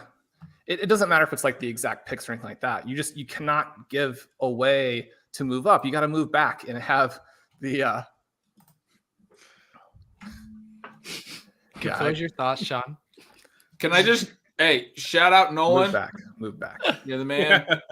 My nephew Nolan, my brother are watching, and Nolan knows. You tell him a team and a number, he knows everyone in the NFL. He's like Jets 11. He's like, I think he's 7 or 8. Nolan, I don't know how old you are. I'm sorry, buddy. But he's incredible. You tell him 11 Tennessee Titans, he's going to tell you. Get him on. I want to test this. Yeah, I want to test this because I'm going to Google some guys. Give it, Ben, send him the StreamYard link. Get him on. Because this I'm like Googling some guys right now. Let's do it. I'm gonna get it. Dubner, how are you doing? Do you live in Philadelphia? Or are you just a No, I'm from Philly, but I live in Brooklyn. What? You and Pat? Have You're you in guys Brooklyn? gotten together to get I'm down in Brooklyn IPA? Heights. Oh, that's actually decently close to me. I'm in Fort Greene. Oh, not far. I've ordered delivery from Brooklyn Heights. So. Oh yeah. Can't be that far. Yeah. Your ramen place I ordered from the other night was actually quite good. Are you into Thai? Yeah, Lantern Thai or from where? I'm gonna pull it up. I don't think it was Lantern. I just had the leftovers today. It was excellent. Good Penang curry. Got a Penang shrimp. Boran. I haven't been there. I'll have to check it out. I would recommend it. I'm pretty sure that's Brooklyn Heights. This is a good question, Gretch. I mean, I haven't seen one of your daughters throw you a fastball Coors Light this entire stream. I've been going and getting them. They're getting old, man. They're sick of it. They're sick of minimum wage. Yeah, they're over it, man. You took them on a vacation, and they're That's like, right. "What more can Dad do for me?" That's right. But look, my wife just brought me this. I mean, she is an angel. Is that a cheese plate? Hang on, That's hang on. a I gotta go cheese full plate. screen. Holy shit! There's some apples. Apples? Gosh. That's on one of my kids' plates. I'm gonna eat the shit out of that. I'll mute it, but yeah. All right, hang on. I need to introduce a new guest. If you are a country that's not America right now, be careful because this man might come for you.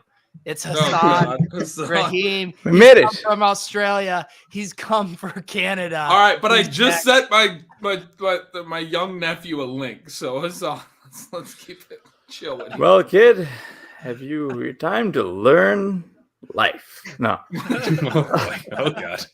How's it going, guys? Who do you think? So we're looking here at the Packers. Do you think they actually chose a wide receiver? Now all the good ones are gone, or what do you guys think? Not all the good ones are gone, Hasan. Yeah, I know.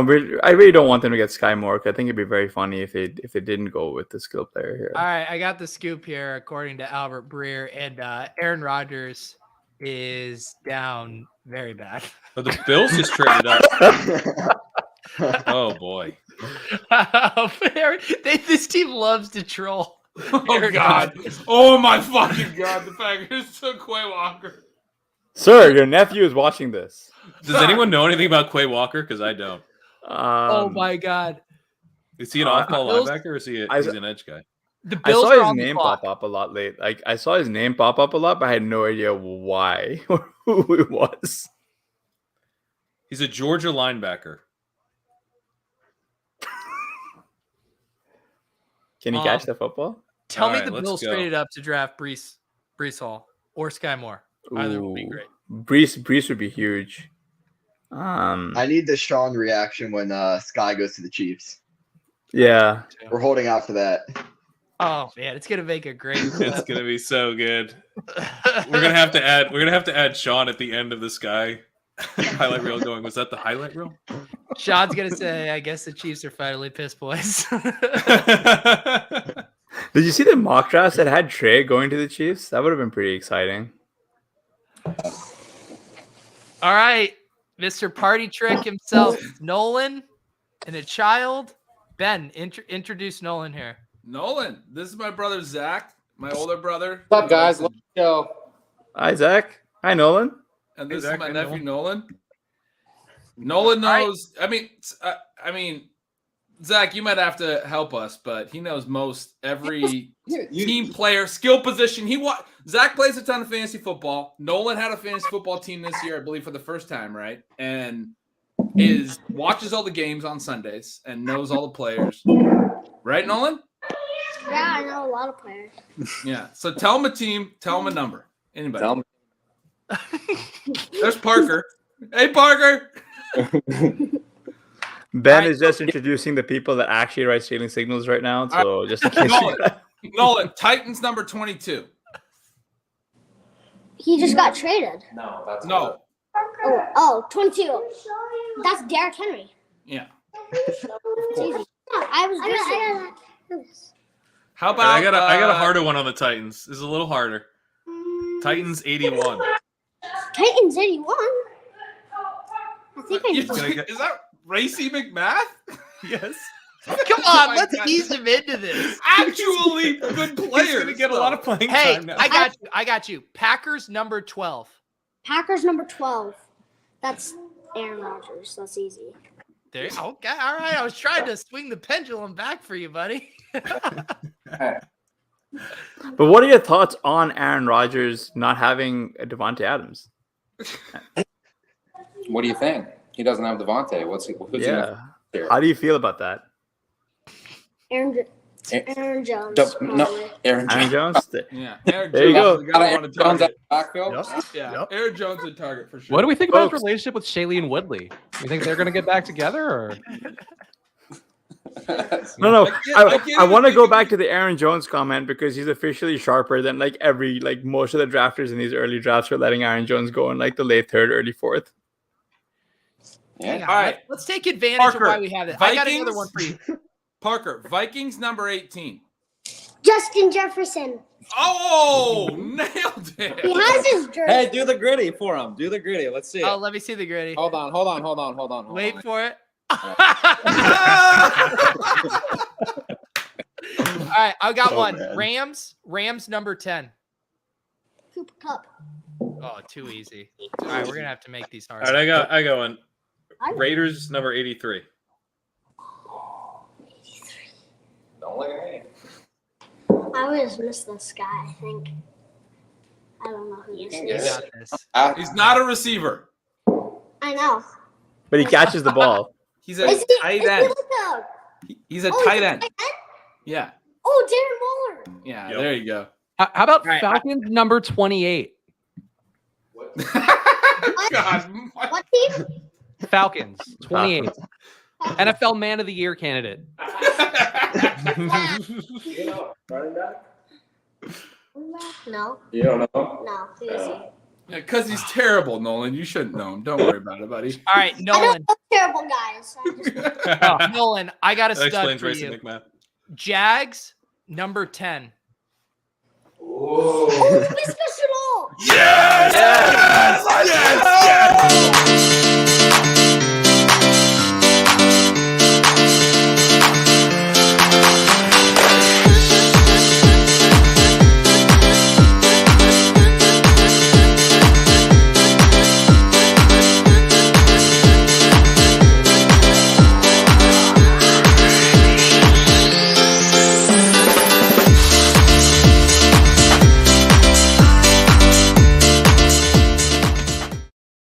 Nailed it. Let's go. Nolan was very clear that he did not know terrible guys. Yes, he only knows good players.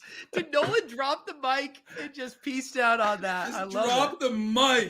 it. Oh no, he's back. He's back. What happened? What? Was that you guys who put on the LaVisca? Yes. Is that us? No, I mean we have a clip for everyone in the league. That's tight. That's Uncle All Ben's right. favorite player, we were saying. Wait, what? LaVisca. Visca Chanel. Yeah. Uncle Ben's favorite. Player, right? Yeah, I mean Nolan. If you know Patriots number 42, I have more clips. Who's that? It's number 42. He's a running back. 22 or 42? No, it's 42. JJ Taylor is who we're 42. talking about at this point. JJ Taylor, yeah. Don't guess it though, because Wait, what? What did you say, Nolan? Oh, my dad just said JJ Taylor. Correct.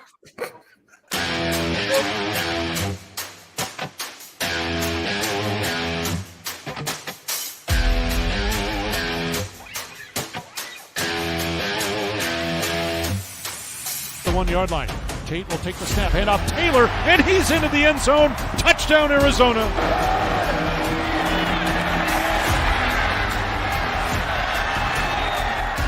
Taylor to the end zone for the touchdown. Play you won. Tate will hand off Taylor, dives over the top. Touchdown, Arizona. Wildcats will run the play. Hand off J.J. Taylor, right side. Spins away at the 15. Your side up to the 10, the 20, 25 out to the 30. Gets a block to the 40 to midfield. Turns the corner. Sun Devil 40. Foot race down to the 35 to the 30 and out of bounds. Near the 25-yard line. 1st and 10, Arizona. Pistol set, table handoff, J.J. Taylor squirts through up the 50. First down, breaks a tackle and dives. Goes the screen pass, and it's caught. 35 down to the 30, 25. Over a man at the 20 and a first down.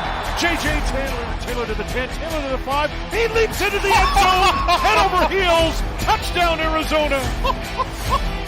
Oh, my goodness.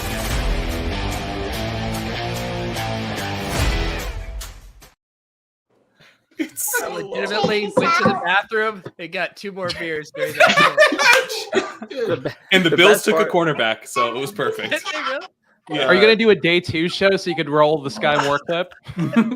Hey, too soon, Spags. Come on. The best part about that JJ Taylor like highlight reel is that he makes very easy football moves look very, very hard.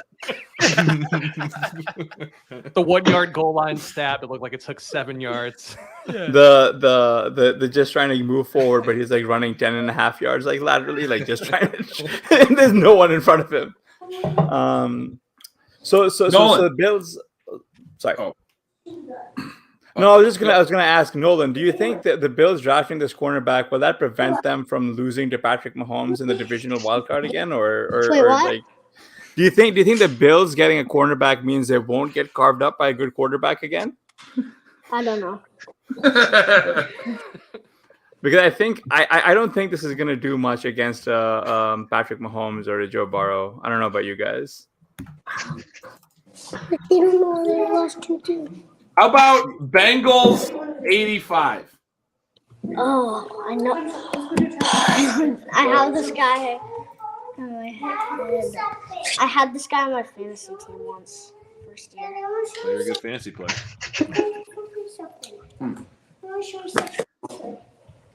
Is that tight end? Oh no, he's that receiver I meant.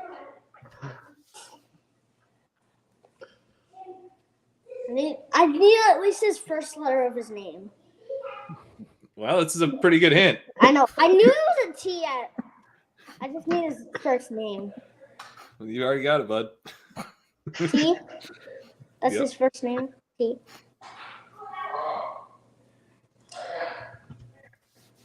Erkins. All right, what about Bengals 1? Do you know Bengals 1? That's Jamar Chase. Exactly. No one has his jersey. I have his jersey too. Who's the other receiver on the Bengals? The other receiver on the Bengals. I forgot. Oh! I forgot. But his last name's Higgins. Yes, T. Higgins. Oh, yeah, T. Higgins. Yeah. I There thought we go. it had a different letter at the end for a second. Oh, I slipped. All right, what about Bills 14? Oh, Nolan. What? Bills 14. Bills 14. Give me one. Stephon Diggs. Boom. I mean, I think Parker wants one. Because he doesn't know any running. Yeah, give Parker one. So one to Parker. Parker, what's your specialty? What position? What? He's What position would you like a number from? I like QB. Okay. He likes wide receiver too. Yeah, I like running for the ball. How about Panthers 22? Panthers? Carolina Panthers 22. Do you want his first name? No, let him. I need his first name. Christian McCaffrey. Nice. Wow. Just give him his first name and he knows it. I got one. Seahawks 14. 14? You know this guy. It was me Googling these in real time. Christian McCaffrey. No. Don't tempt the Seahawks because it will happen. If I said he likes participating in foursomes, would that help? No. He's a wide receiver, Parker.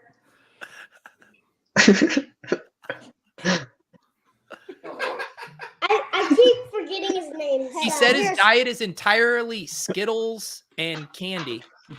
Oh, yeah. I have him on my Madden team. Oh, Nolan, who is it? DK Metcalf. Yeah, that's right.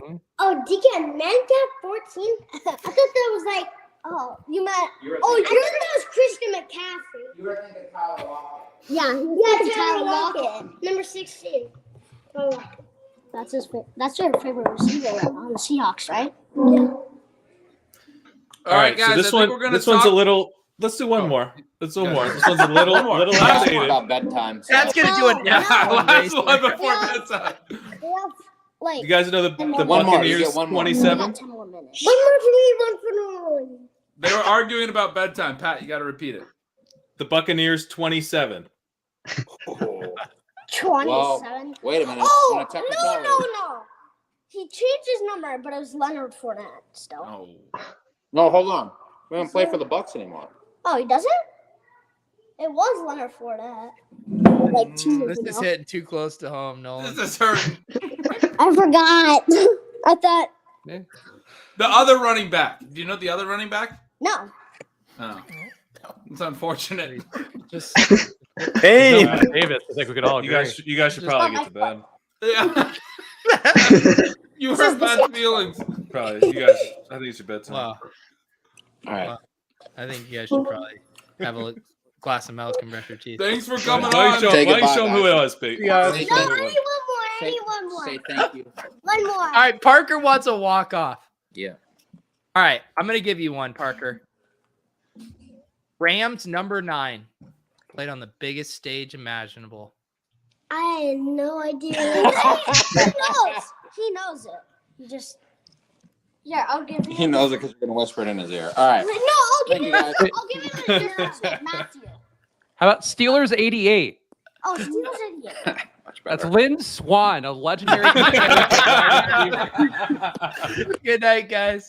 See you. Good night. See ya. Thanks, guys. Oh, man. Oh my god. Well, that was a bummer. They didn't know who Ronald Jones was. I mean, we should have just done the walk-off on the Chenault.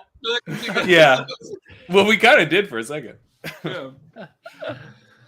a bigger bummer is the Dallas Cowboys absolutely passing on Breece Hall. They have a opening there in the backfield for RB1. Oh my god. That would Cowboys just took a tackle. We never got Sean's take on the Chiefs trading up for a corner. Yeah. What do we think about that? Well, I'm not a fan of that, but we do see the Bills and the Chiefs both sort of attacking each other, trying to get some stops toward the end of this next AFC Championship game coming up. I don't know about the corners to say whether they had to be moving into those areas to make those plays, but it is interesting. And the Chiefs definitely had a need there, and so they're at least attacking a need. It was frustrating that we're into a situation here where they don't have the receivers to go after. It's better to move up for the corner than to move up for Christian Watson. We'll see if both of these teams now are sort of playing a little bit of chicken like we've seen with the quarterbacks. Are we going to see Pickens make it to, where they're currently going? He's still the one I'm dreaming about here, so I'm excited for that. I did want to ask, Dubner, you've done all this just amazing best ball research for us. You've got some really cool stuff coming out with our underdog tools that are going to release this next week. As people have been talking, Pete mentioned at the beginning of the show, $10 million prize pool there. What's your biggest move on best ball boards based on what's happened in the first round?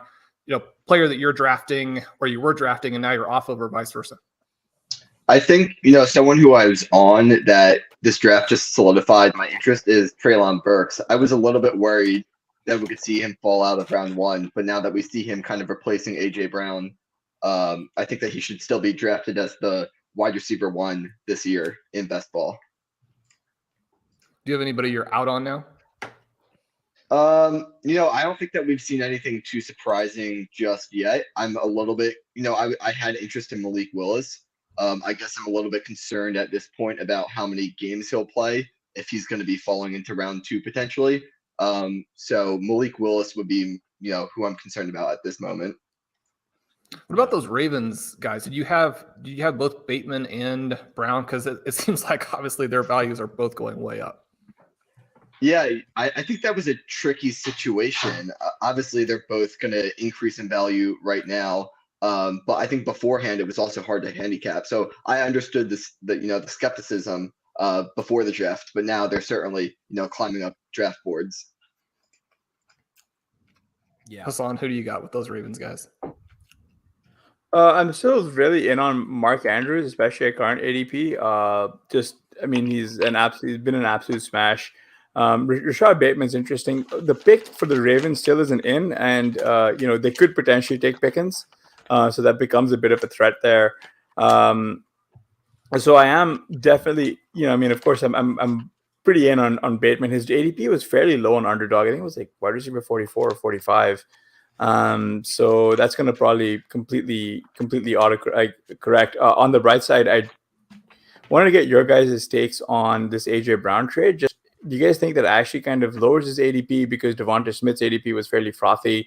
So I wanted to get your guys' takes on that. And also, what do you guys make of this Jahan Dotson pick at 16? Yeah, I stepped away during the Jahan Dotson talk, so I missed that entire conversation. What were the takes? I briefly tried to defend the real life situation, just that I guess if Carson Wentz is going to have any success, it'll probably be with guys who can get downfield or to the intermediate area of the field quickly. But Dotson was not a first round talent in my opinion. He lands in a situation where Terry McLaurin's better than him. De'Ami Brown does the same thing as him, even if he's better than Brown. And the quarterback play is going to be below average. Wentz has to have a good season to be an average NFL quarterback. So I don't know. I'm kind of disappointed. I think, Shawn, you were mentioning it's disappointing just because you can't. It's like a player removed from the pool almost. It really is, and it pushes everybody else up. Dotson was someone who was actually falling so far at least individual drafts that he became kind of interesting. And I remember I was disappointed he fell so far at least in terms of where I thought he represented upside in our sort of staff, family, and friends, what have you, underdog draft. And he got with a 1 pick of me. I ended up auto picking Tolbert 1 slot later, which now that may be the better pick because, we kind of joked about Christian Kirk and how that contract has really been the catalyst for so many things that have now happened in terms of receivers demanding so much money and being traded as a result, moving around all these teams. But the craziest move of this offseason was not the Jaguars thinking that they could fix their wide receiver position the way they did, but was the Commanders thinking they could address their quarterback position that way. The Colts had just invested so much in him and they were willing to do anything to get rid of him. I can guarantee you all 5 of the rookie quarterbacks in this draft are better than Carson Wentz. And it's not just that he's bad, but the teams that he's played for have basically said, it's not even a deal breaker for us just how bad he was. It's like, we don't want to be around him. He's also a terrible leader. And I don't. Shawn, the Colts are definitely blaming him for not winning the Super Bowl. That's how bad they think he is. So, Shawn, you've clearly not seen the video of him playing horse with Mo Alley Cox at Colts preseason. This guy leads like no other. I have not seen that. That might change my opinion some. On the flip side, I was curious. Do any of you guys harbor as much hate in your hearts for anything as the Packers front office does for Aaron Rodgers? It's honestly incredible. It's just amazing. It is pretty amazing. There was reporting. I think it was Fowler who said they're looking at Tyquan Thornton and Jelani Woods. That's the skill players that they really have their eyes on in this draft. Those are day 3 guys. Thornton's just like a pure speed guy. Woods is like a fine tight end dart throw, but like not. I mean, I would be surprised if he went even 3rd round. Every year they like to up the ante on each other. Like, you know, we're going to pick these guys in the draft, and then Aaron Rodgers is like, I'm going to play well in every game except the NFC Championship game, and we'll just keep going back and forth until we see where this ends up. Yeah. Jesse Palmer. Cardinals and Ravens trade had been agreed upon and kept quiet. Owner Michael Bidwell this afternoon flew to Las Vegas, picked up Hollywood Brown and his girlfriend, brought them to Arizona in time for Brown to come on stage during the Cardinals draft party right after the trade happened. Wow. And then they felt silly because A.J. Brown went for 1 pick less. But was he at the Eagles draft party? Probably not. Got to weigh the pros and cons. Yeah. I mean, do the Packers, do they take a wide receiver coming up here? The Ravens took an O-line guy, and the Jets just traded back into the 1st round. Jets Dobbins, load up. Man, I mean, I've genuinely been impressed with the Packers. Is like they haven't selected a receiver in the first 2 rounds since 2014. The last guy they did was Devontae Adams, and every defender they picked since then has just been an abject failure for the most part. Is kind of really kind. I think they've hit on like 1 or 2 of like almost a decade worth of picks. So it's. But is that Devontae Adams guy good? Let's be fair. Like, yeah, he was a good player. I think he did a good job replacing Jordy Nelson, who was the last 2nd rounder. That was the fish in the barrel class, though. You couldn't miss in that. Yeah, one. Randall Cobb.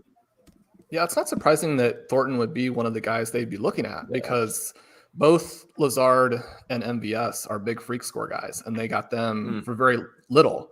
And they haven't quite been the answer, but maybe if they'd stayed a little bit healthier, things had broken a little bit differently. And there is some value to getting those guys late as opposed to getting them early. If you're going to take a risk, at least take a risk on someone who's interesting at the end. So, yeah, I think the issue is that they may only take those guys where it's like if you took, Rodgers' production without like the year that like everyone was like Aaron Rodgers is washed was because Devontae Adams wasn't playing. He had to make do with like Robert Tonyan and people who they just guys who had to cut playing time because of injury to Adams, and like people chased those USFL level talents into like the 5th round or whatever, right? So clearly Rodgers is still very good. It's just Adams was like really like the entire aerial offense. So Godspeed to the Packers this year. You got to draft an off the ball linebacker instead of George Pickens. You just got to do it. How's Josh doing over there on the Underdog stream? I'm about to pop over there in a second. Oh, he's doing great, man, because he's lining his wallets with prop bets. Yeah. But it's one of those things. I mean, this as a tout. It's like you might be absolutely smashing. Jesus. But if your picks are not hitting, it doesn't matter how much money you make sometimes. So he's tilting a little bit in that regard. Well, it's funny you call me a tout, Davis, because there is breaking news tonight. Massachusetts just legalized sports betting as of a few hours ago. So it's now my turn. We need like a good man's deposit bonus chasing, like man's like lining up like the perfect $1,000 free bet. You also have all the phones, so you can put an app on each phone. We can literally see. Oh my goodness! Wait, what? Hasan, what's this tweet you just sent me? For some odd reason, like Lamar Jackson, like after the pick came in, he tweeted WTF. That's so good. I gotta admire like whoever's like grinding in like Lamar's mentions, thinking to himself. Lamar's gonna be putting his hands on this man's ass for the foreseeable future. Says what? Are the Jets gonna take? Do you think the Jets take Pickens here? No. They're taking some boring defensive player who they think fell too far, I'm sure. What if they took Breece Hall? He could be the Thunder. They already drafted. They got Michael Carter. They already got the Thunder. Lightning.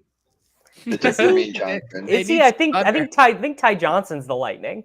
Ty Johnson's going to be Tevin Coleman's the Lightning. Is Tevin Coleman still there? I think they re-signed him, didn't they? Correct. Yeah, they re-signed him. Yeah.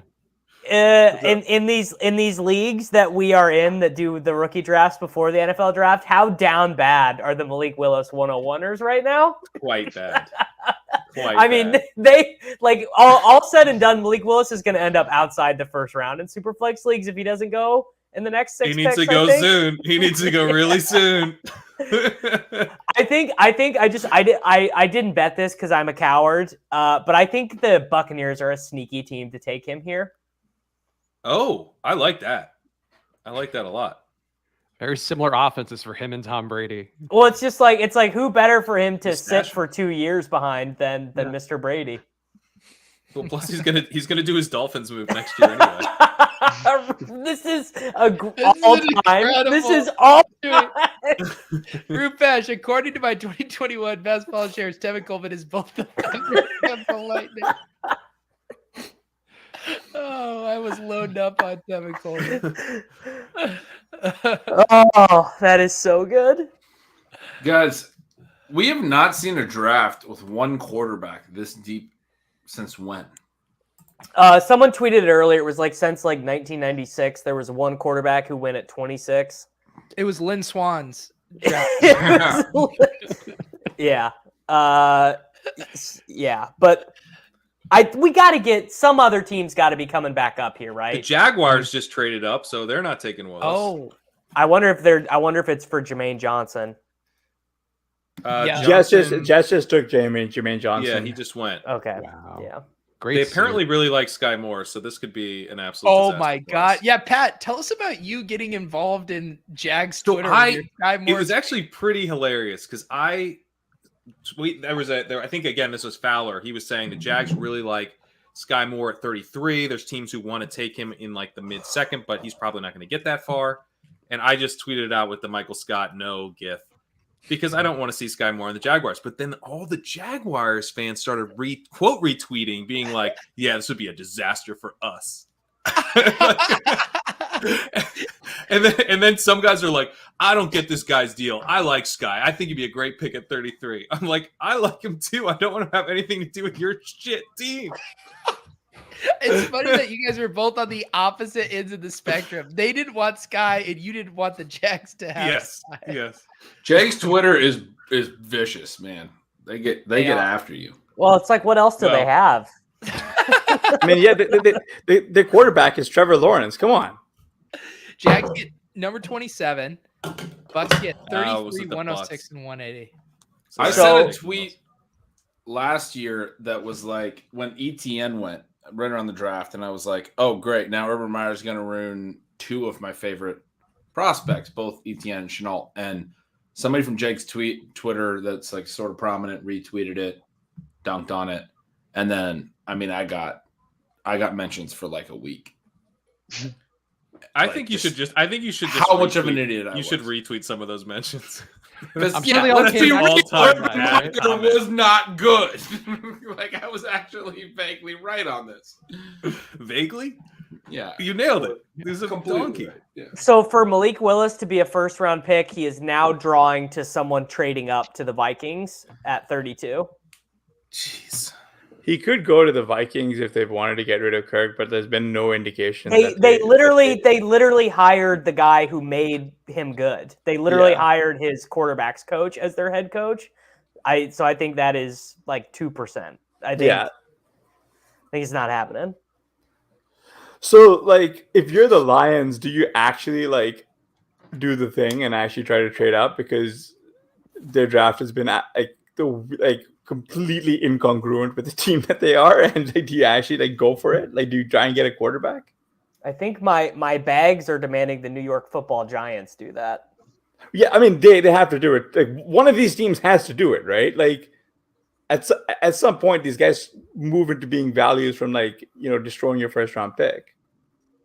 This early part of the second would be a prime spot for teams like that. I just am really disappointed that I thought that we were just going to go through this great run of wide receivers in the 20s. Like I thought Right now, yeah. Yeah, and it's like Tyler McDuffie, Tyler Linderbaum, Jermaine. It's like, who cares? At least they already went. You know, that's the silver lining. We did get them drafted. Yeah. Wait, how many wide receivers are we at now? We're at 6. Shit. So I actually do need one more to go. Oh yeah, Davis, you said 19. We're gonna go in the first round. I just need one more. I just need one more here. I mean, like the biggest out of the blue pick has to be like Jahan Dotson, right? Like, that was completely random. So apparently he got the call from Ron Rivera, and he was like watching Son's bellies. He didn't even know that he was like a potential first rounder. Can you imagine? This would be. That would be so good. I actually want this. What's better? What's better, them taking Malik Willis or taking? Oh my god! Like another shitty defensive player that doesn't matter. Malik Willis. Malik Willis, all timer. It's easily better. All right, no Sky Moore for the Jags, according to Twitter here. Devin Lloyd, whoever that is. Whew, thank you. Another crappy off the ball linebacker who doesn't matter. Why are teams trading up for? Because they're run by Trent Baalke. I'm exhausted. You see, they saw the offensive firepower in the playoffs. And they were like, we got to get some defenders to stop what's happening, without realizing it's not going to stop. Like, you just don't stop these quarterbacks. Like, that's just, I don't know, man. I don't know, like having a lame duck GM who is eventually going to get pushed out by Pedersen. Like, I don't know why letting him even make decisions. Like, how does he keep getting jobs? Like, Baalke. So, I mean, once you've had one NFL job, like, it's like Pat and I realized that when Pat and I realized that Freddie Kitchens was already employed by the New York Giants in the middle of we predicted he would be coaching the New York Giants, but didn't know he was there. Like when I realized that once you have a job in the NFL, it does not matter how bad you do. If you want to keep working in the NFL, you can for the rest of the time. The loophole, because wasn't it Mangini who first did this, where you become an offensive assistant? You become an assistant for the side of the ball that you're not an expert on. Like, if all else fails, you can always just like go talk to the other side of the ball about what you do. Well, I mean, the biggest fraud is quality control, like the offensive quality control coach or whatever. Yeah, they only succeed in making like when you're watching it, it's like there's a quality control coach. Like was their job making this thing worse? Like Mike McCarthy is like the perfect example of that, right? Like the whitewashing his like career underwent. This linebacker that the Jags just traded up for, he turns 24 in September. He's younger than Kenny Pickett. My God. No, he's literally younger. Kenny Pickett is the oldest player that has gone in this NFL draft. You guys realize this first round was fun until AJ Brown got traded, and then everything. It was still fun after that, because then Traylon Burks went to the Titans. It stopped being fun when Kenny Pickett got drafted by the Steelers. Trevor Penning to Devin Lloyd has been an all-time wet fart run of this draft. Do you guys think that like Pickett had the smallest hands at his draft party? Easily. I think that was a game that they played. He went around to everyone at the party. Yeah, I mean, I saw him like being consoled by his girlfriend. The only thing I could think of was like, wow, what if he had her hands? All right, Sean, what are we sweating for the Chiefs? They're 2 picks away. What do you want? Well, still Pickens, but I think that, and this is obviously being projected more later, but I'm interested in where the earliest that Trey McBride could go, because he's someone who I think could be more of a game changer than really the wide receivers who are left, and would allow offenses to do some fun things. Now, you're looking more in the 40s. One of the other interesting things, though, is that even with the quarterbacks falling to this point, I still think they're going to go. They're all going to go in the next 15 picks, and it makes a lot of sense the way that the teams have managed this to still get their guy. But again, a lot of that is getting their guy of Sam Howell. So every team do we have ideas on McBride though, and where he could go? They've all waited, and every team wants Sam Howell. That's where we're at. Yes. They're all just playing chicken to get him. Drico, Sam Sherman, Ship Chasers, Rotovisors. How are we doing, guys? I'm doing well. Happy to join. It's cool to join for the last couple picks. The Packers and Chiefs coming up in the next couple picks. That'll be exciting to see what happens there. Hoping for some wide receivers. We'll see. Well, prepare for disappointment. Yeah. I'll be right back. I'm gonna hop on the Underdog stream. I'll be back in a few. The Packers are definitely taking a defensive player, right? They're taking like some linebacker. I mean, Malik Willis is funny, but an off the ball linebacker. An off the ball linebacker, I think, is almost just as funny. This is the peak value or a backup quarterback for off the ball linebackers. Having Jordan Love, Malik Willis, and Aaron Rodgers all on the roster would just be fun. I mean, just such good stuff. What if they traded Jordan Love for second round capital and took Malik Willis? One thing that is interesting is that we've had this huge wide receiver run. Like all these wide receivers go. Like Dotson's gone. And then Sky Moore is still there. Like, do we think he still goes in the first? Or does it we get this huge run and then he slides well? No, I think all these defensive players going is the NFL telling us that they saw a big tier break to the Christian Watson, Pickens, Sky Moore range is what it seems like. And I would love to see the other boards because I'm not sure Dotson was a first rounder on a lot of them. Yeah, so I think the tier break happened a different spot where Washington saw. Yeah, we don't have to use the Commanders draft pick as like a real data point. We can toss that one out. I refuse. I mean, I'm putting a second round draft capital in my model. But to that end, I think some of these picks in between these wide receivers we can probably do the same with. I mean, Quay Walker, like some of what? I don't even know who that is. That name doesn't be mean honest. anything. Yeah, to me. Yeah, I only saw his name pop up on Twitter like 5 days ago. It was really sure will he go in the first round? That would be embarrassing for whatever team takes him, and then the Packers. like falling for the smoke screen on a social media website. Like you hate to see it. Does this mean Hall goes in the first if there's this huge drop off in wide receiver too? Oh. Sorry to cut you off, Trick. I was just saying I'm seeing buzz in my timeline. The Packers are not taking a wide receiver here. Defensive tackle. Devontae Wyatt. Sammy Watkins, baby. The only way you can't get even on a bet is when you stop betting it, and I'm not going to stop now. There would be no you'd have to move heaven and earth. No, you just gotta go all in, man. Like that's just it. I mean, what can he possibly cost on Underdog right now? And what can possibly go wrong? What are the Packers doing? This is one of the craziest 4-year runs I've ever seen from a team. Like Aaron Rodgers is what? He's going to be 39 this year. I mean, he's winning back-to-back MVPs. They won't put any talent around him. I cannot believe they just traded Devontae Adams, had 2 first-round picks, and took a fucking linebacker and a D tackle.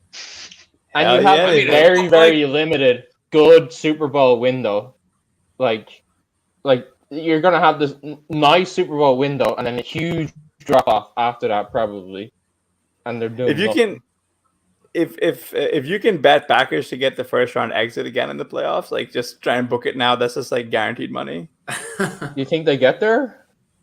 I mean, is Alan Lazard the best draft pick in fantasy football in 2022? No, Watkins is. Yeah, it's Watkins. Sammy Watkins. They're going to go to the. Let me repeat: is Alan Lazard the best draft pick in 2022? You remember when Watkins went viral a couple of years ago for the insane conspiracy theories he believed in? He's going to be vibing so hard with Aaron Rodgers. They're going to be eating clay together. They're going to be holding meditation crystals, talking about aliens. It's going to be a great time, and that's going to be 1,000-yard season easy. Sam, you think they can have Julio? I was going to say, I think they're going to the Julio, Jarvis, Fuller. Well, they have to be picking up one of these veteran wide receivers. I'd hammer those guys in best ball right after the draft because I feel like they're going. One of them has to go to the Packers, right? I don't know. Do you think Fuller plays again? What is his finger back from being shattered? You think he's going to retire? I don't think he's going to retire, but like I've heard Julio's going to the Buccaneers. I'm still drafting Julio. Everyone's like saying he doesn't love football or whatever, but he's playing somewhere. No, there like with Fuller, wasn't there like a personal like absence as well in there baked in back when he was on the on the Fins, right? Like, and there were rumors that he was contemplating retirement, right? So that's why I bring up the question here is like, do we think Fuller actually plays again? Yes. His finger was like he got another surgery after the season. His finger was like broken in like a shitload of spots. They called it shattered. I think, I'm willing to chalk it up to a bit of a fluke injury. I think it's just easy to put the injury prone label on him, but it does seem like it was a truly fluke, weird injury. Yeah, no, I don't really use the injury prone like designation because I don't think it's a real thing. I do think that like the question of if he plays again was real because he was contemplating retirement. I think was a rumor. Michael, how are you playing those free agent guys in terms of Fuller, Landry, Julio? I mean, Landry continues to be connected to some pretty interesting places. Yeah, I mean, right now their prices are just very affordable, and they're going to end up on a roster. And then when you know their landing spot, they're all going to go a lot earlier in drafts. So I'm just trying to get my exposure now before they creep up.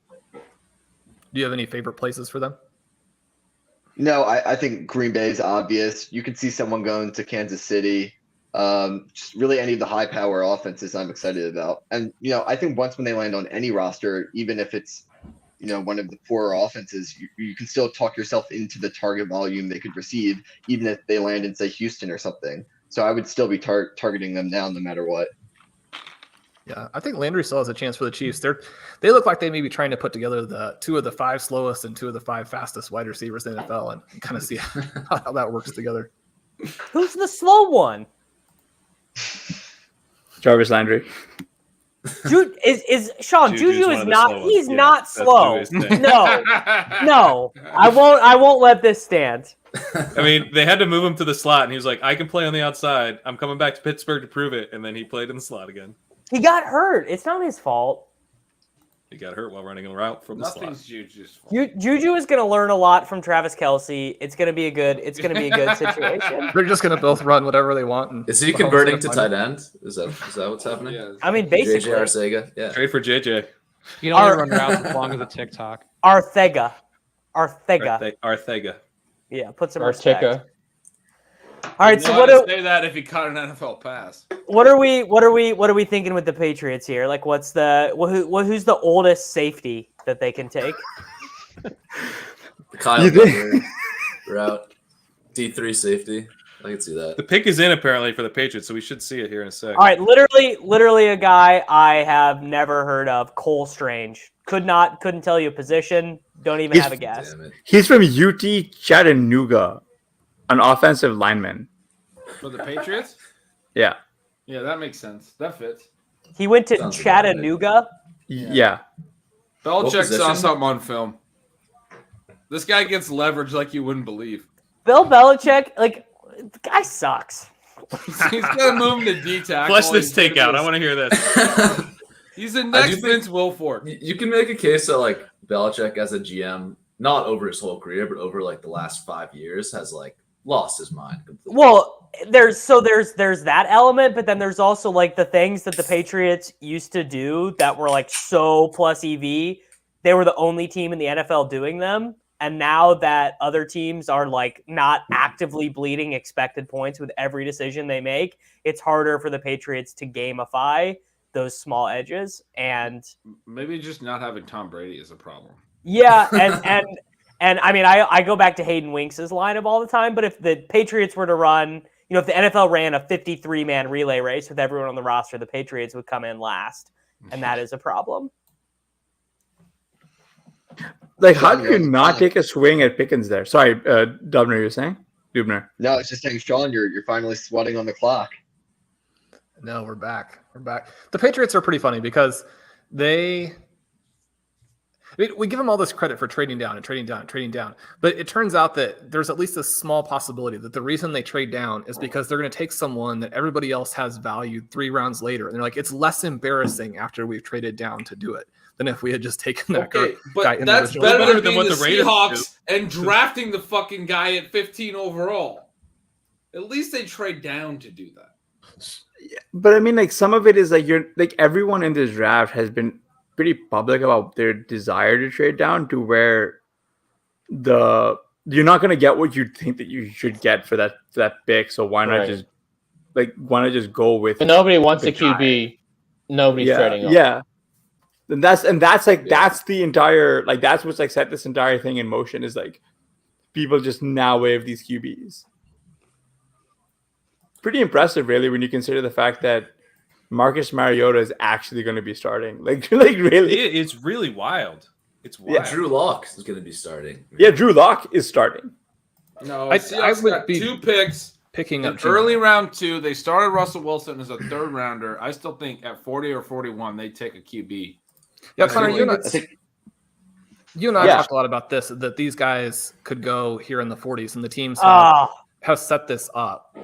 And you wrote a great article about it. What are you looking at for these guys with these potential landing spots here? Wait, what was the fart noise? That was the Chiefs pick. What was the Chiefs pick? George Carflitis. Oh God! All right. Value. Sorry, Sean. Yeah. Finish your question. I think that obviously having or had you finished it? Yeah, no, go ahead. I think that obviously having the lower draft capital just puts less pressure on the teams to start them earlier. And then for these guys to just get on the field, they just have to play really well in training camp. I guess some of them, like Sam Hell, he's probably the guy where it's easy to feel like, okay, he's just going to go in there and look so good that it just puts the pressure on him to start to play him, especially if he goes to a team where the starter isn't very good. And then the rest of the guys, it feels now that it's just kind of like a more kind of, you almost have to see it. Like you can take it. You can still almost take shots in like the 20th round, but now that they've fallen that far, you feel less. You already getting the round, but it feels less good about that. And you almost have to see, hey, this guy is balling out, and now he is putting pressure on the team to start them, rather than where exactly they go. Or that's my reaction anyway. Yeah. I would say that these guys are still not going to be blocked, and so if you look good, you're still going to play. The other thing that I would say is that I guess maybe it's just the contrary nature, but I don't really buy the idea that teams don't have guys that they want here. And that, I mean, we saw like the Chiefs move up for, in my opinion, for no reason, but yet they obviously felt like there was somebody that wasn't going to make it to them. And we talk all the time about running backs are not that important in reality. Obviously, some of us suggest they're overrated in fantasy, but Breece Hall is out there, right? I mean, there's a guy who is a spectacular running back prospect. There are players that are going to be very, very good NFL players who are still out there. So I think that the idea that there's no opportunity cost, or that the fact that the QBs have dropped means that the NFL completely agrees that they're not any good, I guess I would still question that. I think these teams are taking players that they like, and in the next 15 picks, and we talk all the time about day 2 is where so much of the fantasy value is really made, how the teams that are good make their teams up. And I think that round 2 is going to be really interesting, have a lot of good players. So I think that we can still look at this first round and these last 10 picks and say, if a team made a bad pick, then they should get criticized for that, because there are really good players out there. I'm probably the last person in the world to recommend taking a running back in anything, but if you're questioning whether or not there's a good player available, just take Breece Hall. I mean, that's pretty clear cut. I like this take a lot, because I was going to make a take that was going to run counter to it. That was because essentially the QBs are still on the board, because the rest of the receivers are still on the board, and all these guys that don't seem that exciting have gone. Probably we have an indication that, I mean, we already saw a couple trade ups that teams aren't willing to trade up for these guys. But I like that you just went and said you think these teams want these guys, basically. That there is opportunity cost at other positions too. Makes me feel a little better. Yeah. The thing with the quarterbacks is like, I wonder if I'll end up having more of them in best ball than I might have, but less in Dynasty. Because the long-term team commitment does worry me with these guys, particularly the guy like Willis, you know?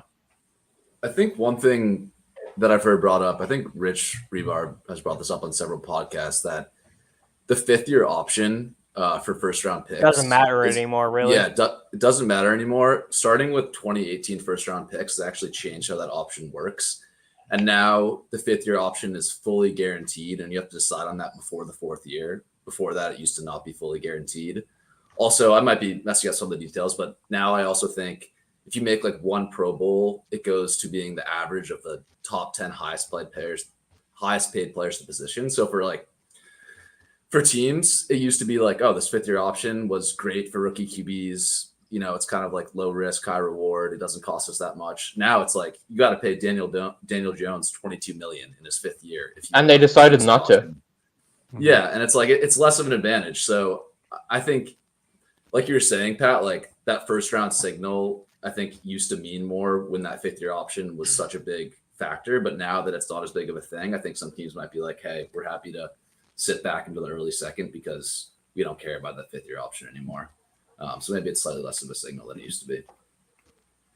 And there's still a few teams where you can see an early second-round quarterback start immediately. I could still see that in Atlanta, Pittsburgh, Seattle. So if you see a team come up in early day 2 for a quarterback, they could still start pretty quickly. If Pickett's not starting day 1, I mean, talk about the worst pick of the draft. Like, the only reason to take Pickett is because he can immediately start for you. I think the thing about the second is they really have to earn it now. Like, they really have to go in there and look good. Whereas before, or sorry, if they were in the first, even if they didn't look the best as you wanted, like there was more pressure. Whereas now they really do have to show out. Am I gonna lose over 6.5 wide receivers? Yeah, that'd be a bad beat. Yeah, wow. This is gonna be a really You're bad dust.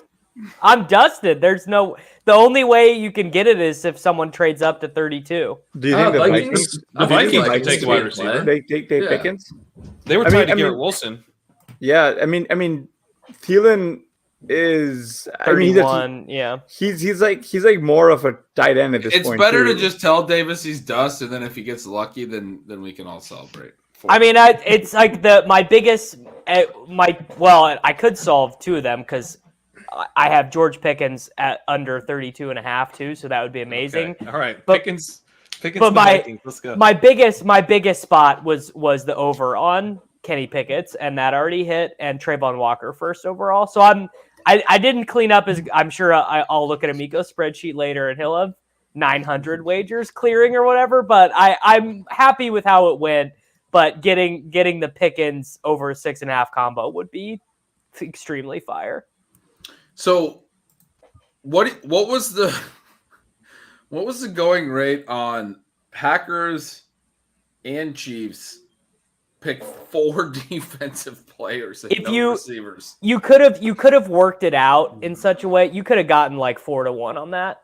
No, way more than that. No. The books were. I saw the Packers to only take defensive players at like plus 115. Really? Yeah, Mm-hmm. I mean, it's just been what they knew. do. Yeah, they knew. Like this has like been true to Packers type. They just pick dog shit. Like they just waste everyone's time, and then they expect Aaron Rodgers to like bail them out. They literally do just waste everyone's time. Like, all right, let's win 13 games in the regular season, and we'll be the most popular upset pick in round 1 every Instantly year. Get bounced. And, it's like humiliating loss after humiliating loss. Like Raheem Mostert ran losing to Jimmy Garoppolo at home in a bad weather game is like that is like unbelievably but they sad. played it like they played it like we can't let Jimmy get the ball. Like, we gotta grind it out. Like, that's why, dude. buddy. That's why we took AJ Dillon in the 2nd round and decided to Guerra to block in the 3rd round. We knew what we were doing, and they just knew they're gonna need Jordan Love out there. What do you guys just- think would be the cap on Aaron Jones's target share now? Like, Ni- I felt like 19%. Yeah, 19. I felt like hesitant. I felt hesitant because like just trying to a running back over and over. They're is just not, gonna do that. good, but do they have any? 47%. Yeah. I mean, but like, what's stopping them? I mean, like, realistically, like, what is stopping? Rogers doesn't really like to play that way. Yeah, I mean, he's gonna. Well, it's not a force good the way ball to play. Sammy Downfield, Watkins and the shit. Packers do not care how Rodgers likes it. Well, I mean, but at the end of the day, Rogers is the one who like literally has the decision of where to deliver the ball, Yeah. and he likes to make. I mean, you know that stupid throw that Rogers makes off his back foot towards it's. He's like my least favorite player of all time. I absolutely detest him. But I know you guys know that stupid throw he makes where he just kind of whips it out to the sideline off his back foot. Yeah. He just guy's in love with making that throw. He would rather try and force it to Amari Rodgers 13 yards down the field than take the 8-yard check down to Aaron Jones. Well, No, but Kevin Jones Cole did is some running good- downfield. Jones is catching 25-yard air yard touchdowns now. Yeah, like Jones is gonna be. I think it sets like we're gonna just get this out of the way. He sets up to be this year's like 2019 CMC just by virtue of the fact they got nothing. They have AJ Dillon to be their power back. Now Yeah, Aaron exactly. Jones is What is- his slot receiver. What does AJ Dillon cost right now? Like, I he's don't like know, a but fifth AJ Dillon rounder. and Aaron will be on the field together a Yeah. lot. Is what It's I'm going to be guessing. like the what was the season with Mark Ingram and Alvin And- Kamara, and where Alvin they were Kamara, both yeah. top 10 backs. Like it could It's definitely funny. be that. It's funny that your brain went there because my brain went to Jeremy Hill and Giovanni Bernard. That was the. I mean, that still works though. That was a decent, Oh, man. decent combo. Yeah, Hill had a pretty good year that year. Yeah. Yeah, they were both fine. Yeah. Yeah. It was the James White and LeGarrette Blunt. Yeah. Yeah. Yeah. Where are same. we at with the Bengals? Have they picked? No. Yeah, they took a safety. I mean, yeah, I was they gonna took a say. safety? God, Daxton Hill. Wow. did they just fail to trade down? Davis, you're down to the Vikings Oh, taking George. Come Pickens. on, boys. George Pickens here. George Pickens here, and we are just like slam dunking. George we Pickens just. would be very. Let's fun. go. It would be a really good pick. I would It take can't be walk Pickens off here. because I don't have control of the stream and Pete's not here. So Yeah, we'll so just be this is- sitting here until Pete comes back. This was fun, guys. I was actually gonna say there's like for round 2, there's some interesting teams picking early to where we could probably see some of these quarterbacks going to the rightful homes. Yeah. Straight up. Do you guys think the Buccaneers will pass on Breece Hall? Yeah. Yes. You think so? All right, no one traded up with the Vikings. They've made their pick, so it's not. Come on. Quarterback. Come on. Someone's I mean, returning to safety. any wide receiver is fine. But But Pickens would be nice. Pickens would be amazing. By the way, They- anyone they who took a wants safety. anyone who wants Oh. to hang out Who did? tomorrow, The Sean Vikings? and I will be on the Yeah, RotoViz. that's what I'm saying. Safety okay. Lewis Sine. Man. Oh man. I feel this draft was like Dude, this really boring in the beginning. literally sucked ass for like 70% of it, but that 30% was so good. I'll be back. like next a little week. bit right in the middle. I was trying to do a promo and Dubner just fucking just pissed all over it. Oh man. It went downhill after that. Another goddamn safety? I will say, just remember all of these defensive players, and just remember how it's not going to matter when like Mahomes or Allen or Burrow are just going to be carving them up for like 450 yards, and like we'll come back to this moment and just be like, Yeah, but like what the like? I really wanted to see more than one QB in their first round. Yeah. Like This guy was Yeah. the top safety in my model. I really like him. So in IDP leagues, Yes. um, Just great coverage skills and you know, Did not know we had models for IDP leagues on the show, but thank Yeah. you. That's fantastic. no, I'm kidding. I have no Okay. idea. There were IDP safety is such a joke because you can't pick any good safeties. You only pick safeties who like play like old school like Cam in the Chancellor box. safety. In the box. Yeah, because they have to get tackles. Yeah, like you should have to pick the worst. So You have to pick the league's worst safeties to get those tackles. That's hilarious. six Actually love six that. wide receivers were gone. by pick 18, and only 6 wide receivers went. 1 quarterback went, 0 running back, 0 tight ends. So 7 fantasy relevant players plus Hollywood Brown and AJ Brown being traded. So 9 players, roughly. That's a really bad beat. Sorry, man. Like, I mean, and that's there's an impact on a lot more guys than that when you talk about Hollywood getting Rashad Bateman. I get it. Rashad No. Bateman, winner.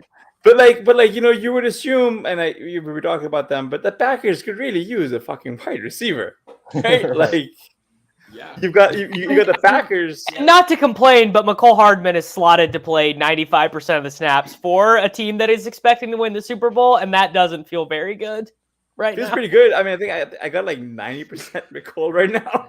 I was hoping that would come. I haven't even started drafting yet, but like I was kind of hoping that situation would be remedied before I started clicking, because whatever Hardman costs right now, it's way too cheap. It's I was getting him in the 14th round. 14th round. So many teams can still trade up to early second. That could still happen. That could still happen. I mean, it's not as useful for my bags, but yeah. Yeah. Now, you just make it back in like in best ball or something. Yeah, well, when Hardman has like 180, half PPR points, it's all good. Before I leave, I just want takes on what happened to Malik Willis. Like, is it just done? Like, is Malik Willis in Geno Smith territory, and we'll just never hear from him again, pretty much? No. Giants pick 4th tomorrow, so at the top of the second round. So like possibility that they are backstop. Landing spots don't. I mean, it's gonna matter there for sure. I feel like whoever the Lions take, that guy will have a chance to. Yeah, but Lions will pick up on the Seahawks. 14th.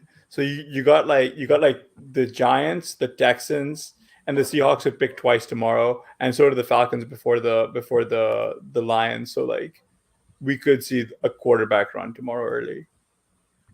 One of the things I'm thinking here too, it's interesting, Pat, if I understood you correctly, saying get less of these quarterbacks in Dynasty.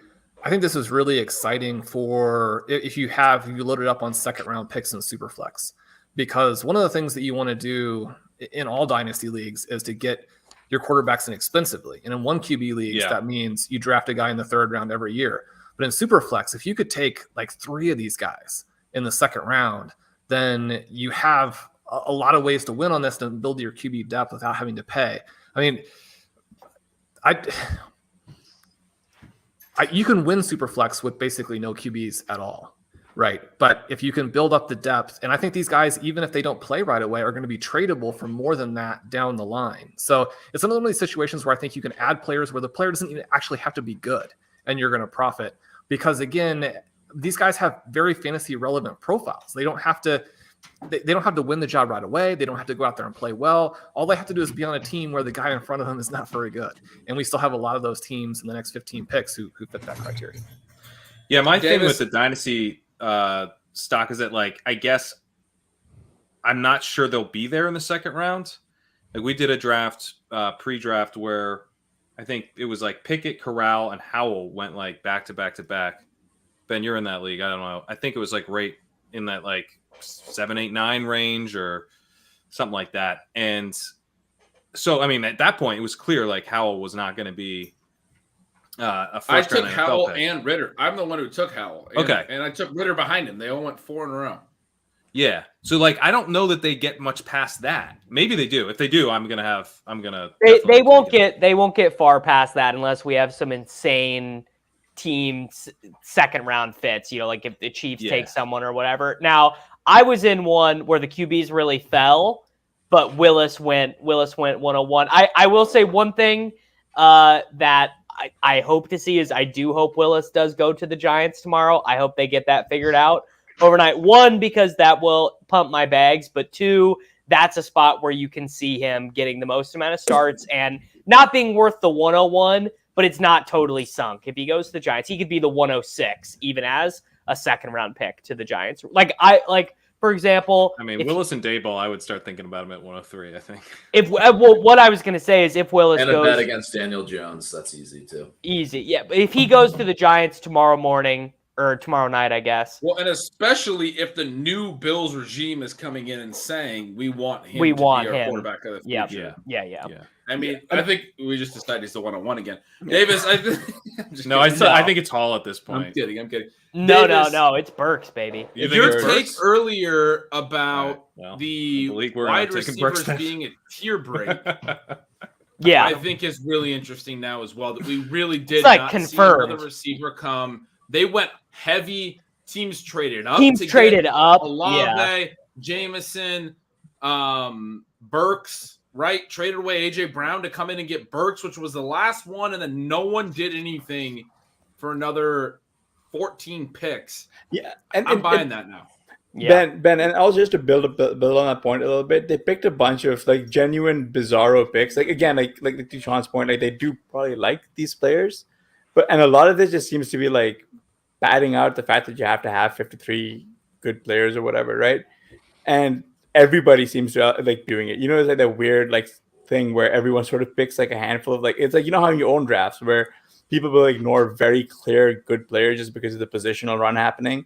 So it's like, if I mean, just sitting from the outside, it feels like that. Like you're seeing like these, I don't know, fucking offensive linemen from Chattanooga going and like, you know, shit like that. And like you're seeing these like safeties fly off the board.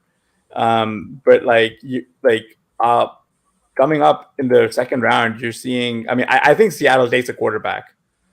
Just with where they're positioned, the Bears could probably be a dark horse for Pickens.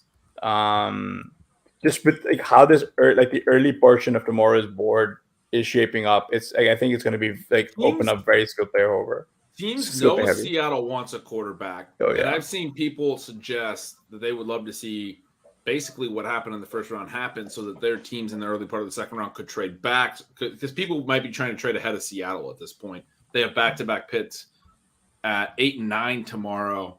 Yeah. So like the Bears are at 7. They have Fields. Jets are at 6 tomorrow. They have, Zach Wilson. Those teams might get some offers for teams to trade in to get ahead of Seattle to take a QB. I think we're going to see QBs go in the top 10 picks tomorrow. Yeah. We'll be back tomorrow on RotoViz's YouTube channel, me and Sean, all day. Any of you guys that want to stop by, let us know, because we're going to be talking for 2 straight rounds, just the 2 of us mostly. So this was already long enough, going 3.5 hours here. I'm not closing anything out because we can't close it out, right? But I can't close it. I got to do a Sports Edge recap pod, so I got to jump. So someone get over that. Someone get where's the Pete? Where's One thing I do think is interesting is that the Falcons said that they will be drafting a quarterback. They did add the wide receiver. They do have Pitts now, and the quarterbacks that I'm going to draft will compete with are basically these kind of like athletic but kind of almost failed NFL quarterbacks. So like the competition that they have to beat it is low, and then if they do win the job, they do have these weapons to throw to, which like that definitely adds to the upside. Yeah, I like the Panthers. I like the Lions. I like the Seahawks because you have Lockett and Metcalf and Fant, right? So there are some players here that would be a lot of fun. I'm actually kind of rooting like vaguely against the Falcons and the Giants simply because Daniel Jones and Marcus Mariota can run. And so if there's a little bit of a break out there, then, I mean, those guys could be league winners themselves. But Geno Smith, who's going to beat out Drew Lock if that's the way it goes, and any other player for the Panthers, I mean, those guys are not going to be league winners. And so, hopefully we get the quarterback depth going. I think it'd be more fun if we hit it that way. Jared Goff, right? Not going to be a league winner, although he played okay last year. And he played okay for the Rams for a while before things really deteriorated. He's probably not going to ever be that guy again. But once Dan Campbell took over and played a bigger role in the offense last year, then Jared Goff played okay. And so there have been some strange dynasty trades for guys like Goff and Locke and Mariota, where people have given up legitimate assets to get them. That raised a lot of eyebrows for me because it doesn't seem like there's a path to those guys staying number one as the starter or even scoring fantasy points if they did. And that's back to that same question of how are you building your super flex roster? You can't pay real players for those guys. And yet at the same time, now we are getting a little bit closer now to where maybe something could work out for Mariota or Goff. Mariota and Goff now are kind of fun picks if they don't get hit tomorrow. Now they're going to, but at least for not quite 24 hours, they're fun in Superflex. And we do see teams with this break after round one, ever since it became a thing, talk and decide to make trades, right? Like they now have a gap. There's not a time limit. They're going to reset. The Bucs are going to get calls. The Vikings are picking second. The Titans are picking third. The Giants are picking fourth. All of those teams are going to get calls. Teams are going to try to set up deals in case, even at like 4 or 5 in the second round, in case a guy still makes it there. But I think we're going to see trades. I think a team like the Bucs at 1 tomorrow with the guys that are still left, the depth that we were talking about, I think we're going to see them trade out. I mean, they and the Bucs kind of have to trade back to just accumulate value for life after Brady. They have depth and they have Brady. Exactly. They need to accumulate future value. They have Brady eventually retiring. It seems like they're going to be a very easy candidate to suggest they might trade out. I'll leave with a hot take that I think Malik Willis gets somebody trades up to get him in that first or second pick tomorrow. And I think that he actually ends up being a starter sooner than later. And I think I'd say that he might start ahead of Pickett still. Like I think Trubisky, they brought him in for a reason, give him 4 games, let him, get the hook. Willis could still start more games. I was going to say, do you have a team in mind that could be I think it's still Atlanta still seems like something that has enough draft capital to get there. I mean, the Lions, I think it still makes sense to bring him in, but I still find it hard to believe that he wouldn't get taken early. Like I think when you recalibrate, like you'll see the value, and he still has the big plays on game tape that like no other quarterback in this draft can make. I mean, unless you are going to really hype up Matt Corral or Sam Howell more. Hey, I'll leave it to you guys, the smarter brains here, and Pete whenever he gets back. Yeah. And by the way, if you're missing Pete, he'll be on Splash Play tomorrow, so come watch that. Nice. Nice. What I will say is, thanks, guys. Cheers, Spags. Thanks, Spags. What I will say is, like, the Texans are frighteningly bad at being a good NFL franchise. And I'm really worried that they're going to be like the fly in the ointment for Breece Hall, right? Like if they take Breece Hall right there, because they've decided to commit this year to Mills, like is Hall? What does that do to his dynasty stock? Where are you taking him in redraft at that point? Is it not a thing where he would be Najee Harris with a billion touches and poor efficiency? But it's going to be, the situation wasn't great last year for Harris and Pittsburgh. It would be worse with the Texans, but Hall is also more talented. So he might be able to neutralize some of that negative efficiency simply through his own ability. Yeah. Obviously, the best pick of the draft for me was when the Bills passed on Breece Hall, because Devin Singletary is the guy. Yeah, baby. Because I'm just like looking, because we don't have information on trades, and there's a lot of really bad pairs here, right? For skilled players to meet these teams. I mean, I'm still gonna stick with at least my gut take, which is just like these guys, like the NFL kind of might have outsmarted itself because no one wanted to trade down, or they weren't able to find the value. It's like how in Dynasty, you know how like people get like into these bad trade discussions and it's like it never goes anywhere. So I guess it's just like you just take whoever, and like people like commend you for like taking your guy. Oh, hey, what's up? Were these guys in the hopper the whole time? What happened? No. You're on the stream. I got kicked off like 10 minutes ago. My internet booted me off. Not too long though. Beimfohr is just hanging around in the background. I got done with the Underdog show.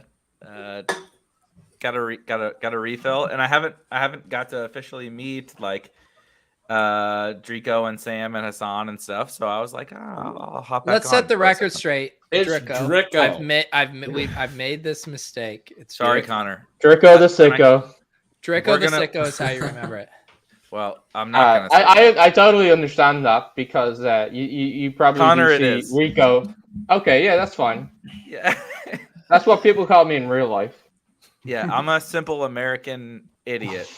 And I read that as Drico, and I will never be able to not read it as Drico. Yeah. So Connor, so I just have to stick to Connor, Right. otherwise I'm gonna fuck it up.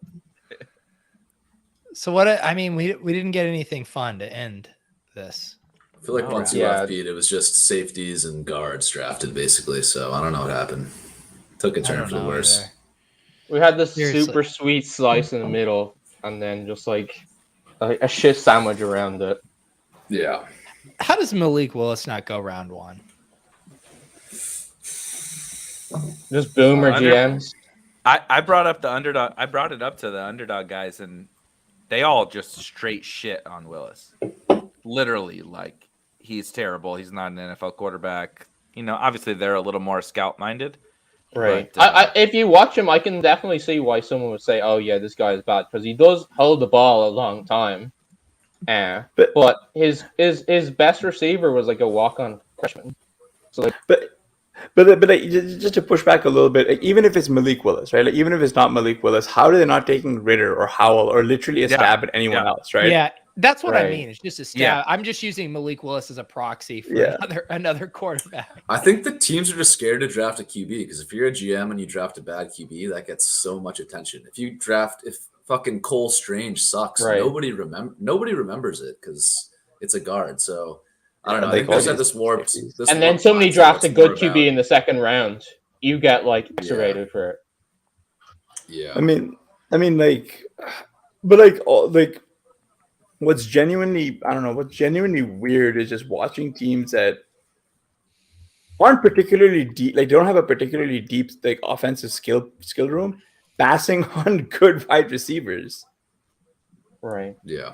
I mean, At Wouldn't the thing with Willis be- at the end of the first round, at the end, like Pickens, Sky Moore, those guys. Yeah, like I mean, like first of all, like congrats to the Packers staying true to form, but but there are other teams there that like genuinely could use the firepower. Like what they've got is not enough. All right, Shawn, give us a little preview to tomorrow, day 2. You and Gretch firing up a stream. Who are the guys you're most excited to see come off the board here before we go? I'm still in on some of these quarterbacks. I think that Willis, some of the things you're seeing with him are like we talked about at the very beginning with Howell, where he's trying to win as opposed to and trying to move the ball, trying to battle as opposed to looking at his NFL draft stock. And so you see some really bad plays, but I think you have to take a shot at the upside. So because of the way the quarterback situation will then affect so many different players, and we have some fun teams out there looking at that. Breece Hall, I think. I mean, you're talking about the 101, right? Still hasn't gone. And again, just a huge, huge talent. It'll be interesting to see where Walker goes. It'll be interesting to see if there is even a third running back that goes at day 2. I mean, we could see the rest of these running backs really, really fall. The guys who are projected in that next tier after the 2 stars are bad, right? It's the players who are actually after that who offer a little bit of intrigue. And so there's the day 2, day 3 element with that. But then you have the players like Moore and Pickens. And I think some of these sort of freak score guys too, do any of them come in at the end of day 2, sort of that round 3 area? That's one of the reasons why I have a problem with the Chiefs giving up that pick at the end of round 3. Because once that pick comes along, I mean, we've all played in Dynasty leagues where you're like, okay, well, I don't want my round 4. I know that the hit rate on round 4 is really low. And then it gets to that pick and you're just like, well, what can I trade for this now? Because somebody that I didn't expect to be there fell. I want him on my team. And so you just can't give those picks away. So are any of these receivers who absolutely... I literally crushed did the that last combine? week.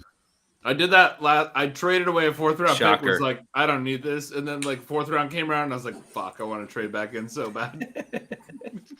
Yeah, so Ben and I will be looking at all of those guys. We'll have all the stats for you and looking at a variety of different formats too, not just Dynasty, but where they're going to be fitting in for best ball, and it's going to be fun. Shawn will be teaching Ben another lesson on Monday. It's fun, man. You gotta learn. Always learning. What time are you guys firing up your stream tomorrow? 4 Pacific, 7 Eastern, when the draft starts. Okay. 7 Eastern. That is going to be on the RotoViz YouTube channel. Make sure you subscribe to that. 7 p.m. Eastern. Put the notifications on so you get alerted to when they come on.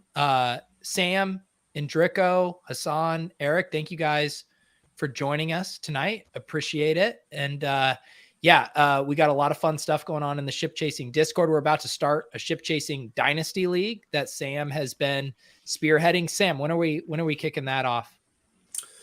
I think we'll start either this following week or the week after, but shortly after the draft wraps up, we'll get those going. Just need to get things in order. But yeah, it's gonna be awesome. It's 4 different leagues with sort of a tournament style structure, with Dynasty and best ball. So a lot of cool elements to it. I'm excited for it.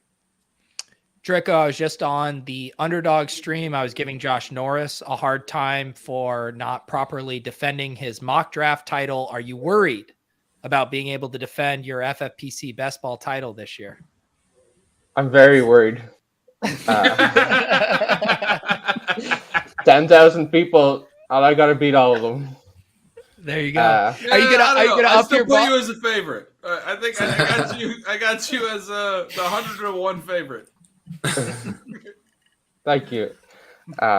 It is weird. It's funny when you win a tournament, you do have all these kind of like second guess thoughts of like, oh well, if all these things slightly different happened, like would I just like feel like in a totally different world, or like I just I just suck at best ball, like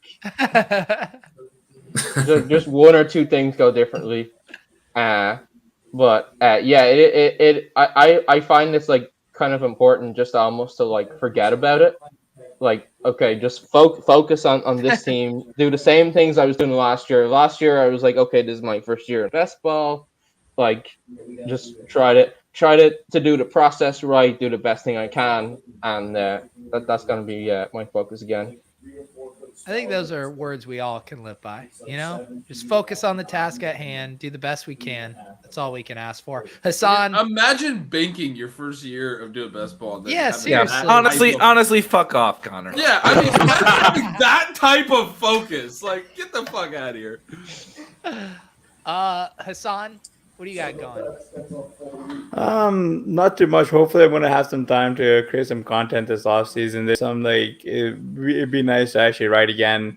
But outside of that, if any of you guys are gonna be at the FF Expo, hit me up because I need reasons to go. So it'd be nice to Me and Colin are going. And Zach. Oh, nice. There you go. You got 3 reasons right there. And Pat is gone too, actually. There you go. 4 reasons. Outside of that, hopefully going to try to get my hands around these new RotoViz underdog tools and try to crack the code. We've got 10 million big ones up top, right? For Best Ball Mania. Yeah, I can't. I think that's the total prize pool. Yeah, 10 million total prize pool. Yeah, probably 2.5. Did they release the top prize? They haven't announced it yet. What I'm saying is, I'm trying to win all the prizes. just one through 150. Just get all the finals. Just get all the prizes. 9.8 or so. Yeah. Yeah, they said it should be live. I was just on with them, and Rudman was like 10:30, 11 a.m. on Monday should be the kickoff for BBM3. I've been working on a best ball video with Michael Dubner. He was helping me work on that. That's going to drop hopefully Monday or Tuesday as well. The anti-zero RB bros will be very triggered by this video that will come out, but I'm excited for that. So you can stay tuned. Yes. Erik, what do you got going on over at Spike Week? I know you're getting geared up for hot best ball summer. Yeah, cranking out tons of content, mostly like kind of evergreen macro strategy type stuff. And then next week, once contests start dropping like BBM, we're really gonna I think there's a big thing that we've sort of missed so far because this space has grown so fast in terms of like tournament specific stuff. So like what Connor did in the FFPC tournament wasn't necessarily like 100% applicable to say BBM or on DraftKings or whatever. And I'm really trying to dive into a lot of that and the nuances of even like drafters, right? Honestly, that's a big difference. My current bet is that these other sites actually launch some best ball tournaments. Yahoo and FanDuel had best ball last year, but it was like useless because it was just like 12 team leagues or whatever, right? My current bet is that they launch like actual tournaments. And so I think we're going to get like 5-6 different options for us to play on. And so I think focusing in on like the differences between all that, not just from the sites, but from like a specific tournament, like even like BBM versus the puppies. Obviously, if you're watching this, you know the difference of like drafting in May BBMs versus the puppy 2 and the ADP differences. I think all that is something that's really important. So that's a huge focus for me. Yeah. That's a really good point too about like the metas within the specific drafts, the specific formats and contests can change a lot. And you saw, like Erik said, drafting early on in May last year was wildly different than drafting in the puppy in July. So that's what makes it so fun, right? If it was just a one size fits all optimal strategy for every single draft, it wouldn't be fun. But things are constantly changing, and being able to react and have, apply game theory to what your opponents are doing is what makes it so fun. Gresh, did you just share your screen here? Am I showing something? AJ Brown has chimed in. It was not his fault. In all caps. This was 2 minutes ago. Jesus. My screen is on Pacific time. Tennessee, I love you, and you will forever be in my heart. And I can say this now: this was not my fault. But I wish you all the best. So the AJ Brown fan club forgives him. Is that what you're saying? No, I mean it hurt to read it because I think that was the first time it sunk in, was seeing AJ Brown tweet about it. You're coping. You're coping. I'm full cope right now. Full cope mode. Yeah. Well, we appreciate you. Oh, go. I think one thing that's interesting about all the different tournaments, so you have the BBM, and it's just this huge tournament. And what's interesting about playing like a variety of tournaments is that some of them are smaller size. And I remember during the playoffs last year, especially during the quarterfinals, or the semifinals, where it was like 2 and 18 advance, 1 and 18 advance, and people were tilting their faces off that they were the third team or the fourth team, and if just this one thing went differently. Whereas if you play in a smaller tournament, that team may advance, and you may just like your total upside isn't as fun, but you may just have a better experience. So I do think thinking like about all the different tournaments is like really important. I mean, that's DFS in a nutshell. It's why a lot of guys don't play the Millie Maker, and you play Pat had a lot of success in the super small spy contest last year. He was playing the 200-man spies because, you can realize your edge so much quicker, in those smaller contest sizes. So yeah, that's a really good point too. I mean, obviously the big contests, the big prize pools are going to be super fun, but we also have to be very realistic about, even if we have an edge, it could take us 20 years in a contest as big as BBM3 to realize that. So it's going to be important to give out the really good stuff at the 4-hour mark of a stream. Sam just DM'd me that I'm not going to be able to shut down this stream without a fight. I will shut it down now. I appreciate all of you guys. Tune in tomorrow to the RotoViz YouTube channel for Shawn and Ben. I assume they're going to have some guests swing by. We appreciate all you guys. If you want to continue talking about best ball, about season long, all of that stuff, I recommend hopping in the Ship Chasing Discord. I recommend subscribing to RotoViz. So much good content. I seriously, I have 9 tabs up with new Shawn articles right now that I haven't even gotten to yet. Just an absolute workhorse. We appreciate you guys. We love doing this stream every single draft year. Have fun. Enjoy this weekend. We will see you guys on Wednesday night, where we will probably be drafting. See you guys.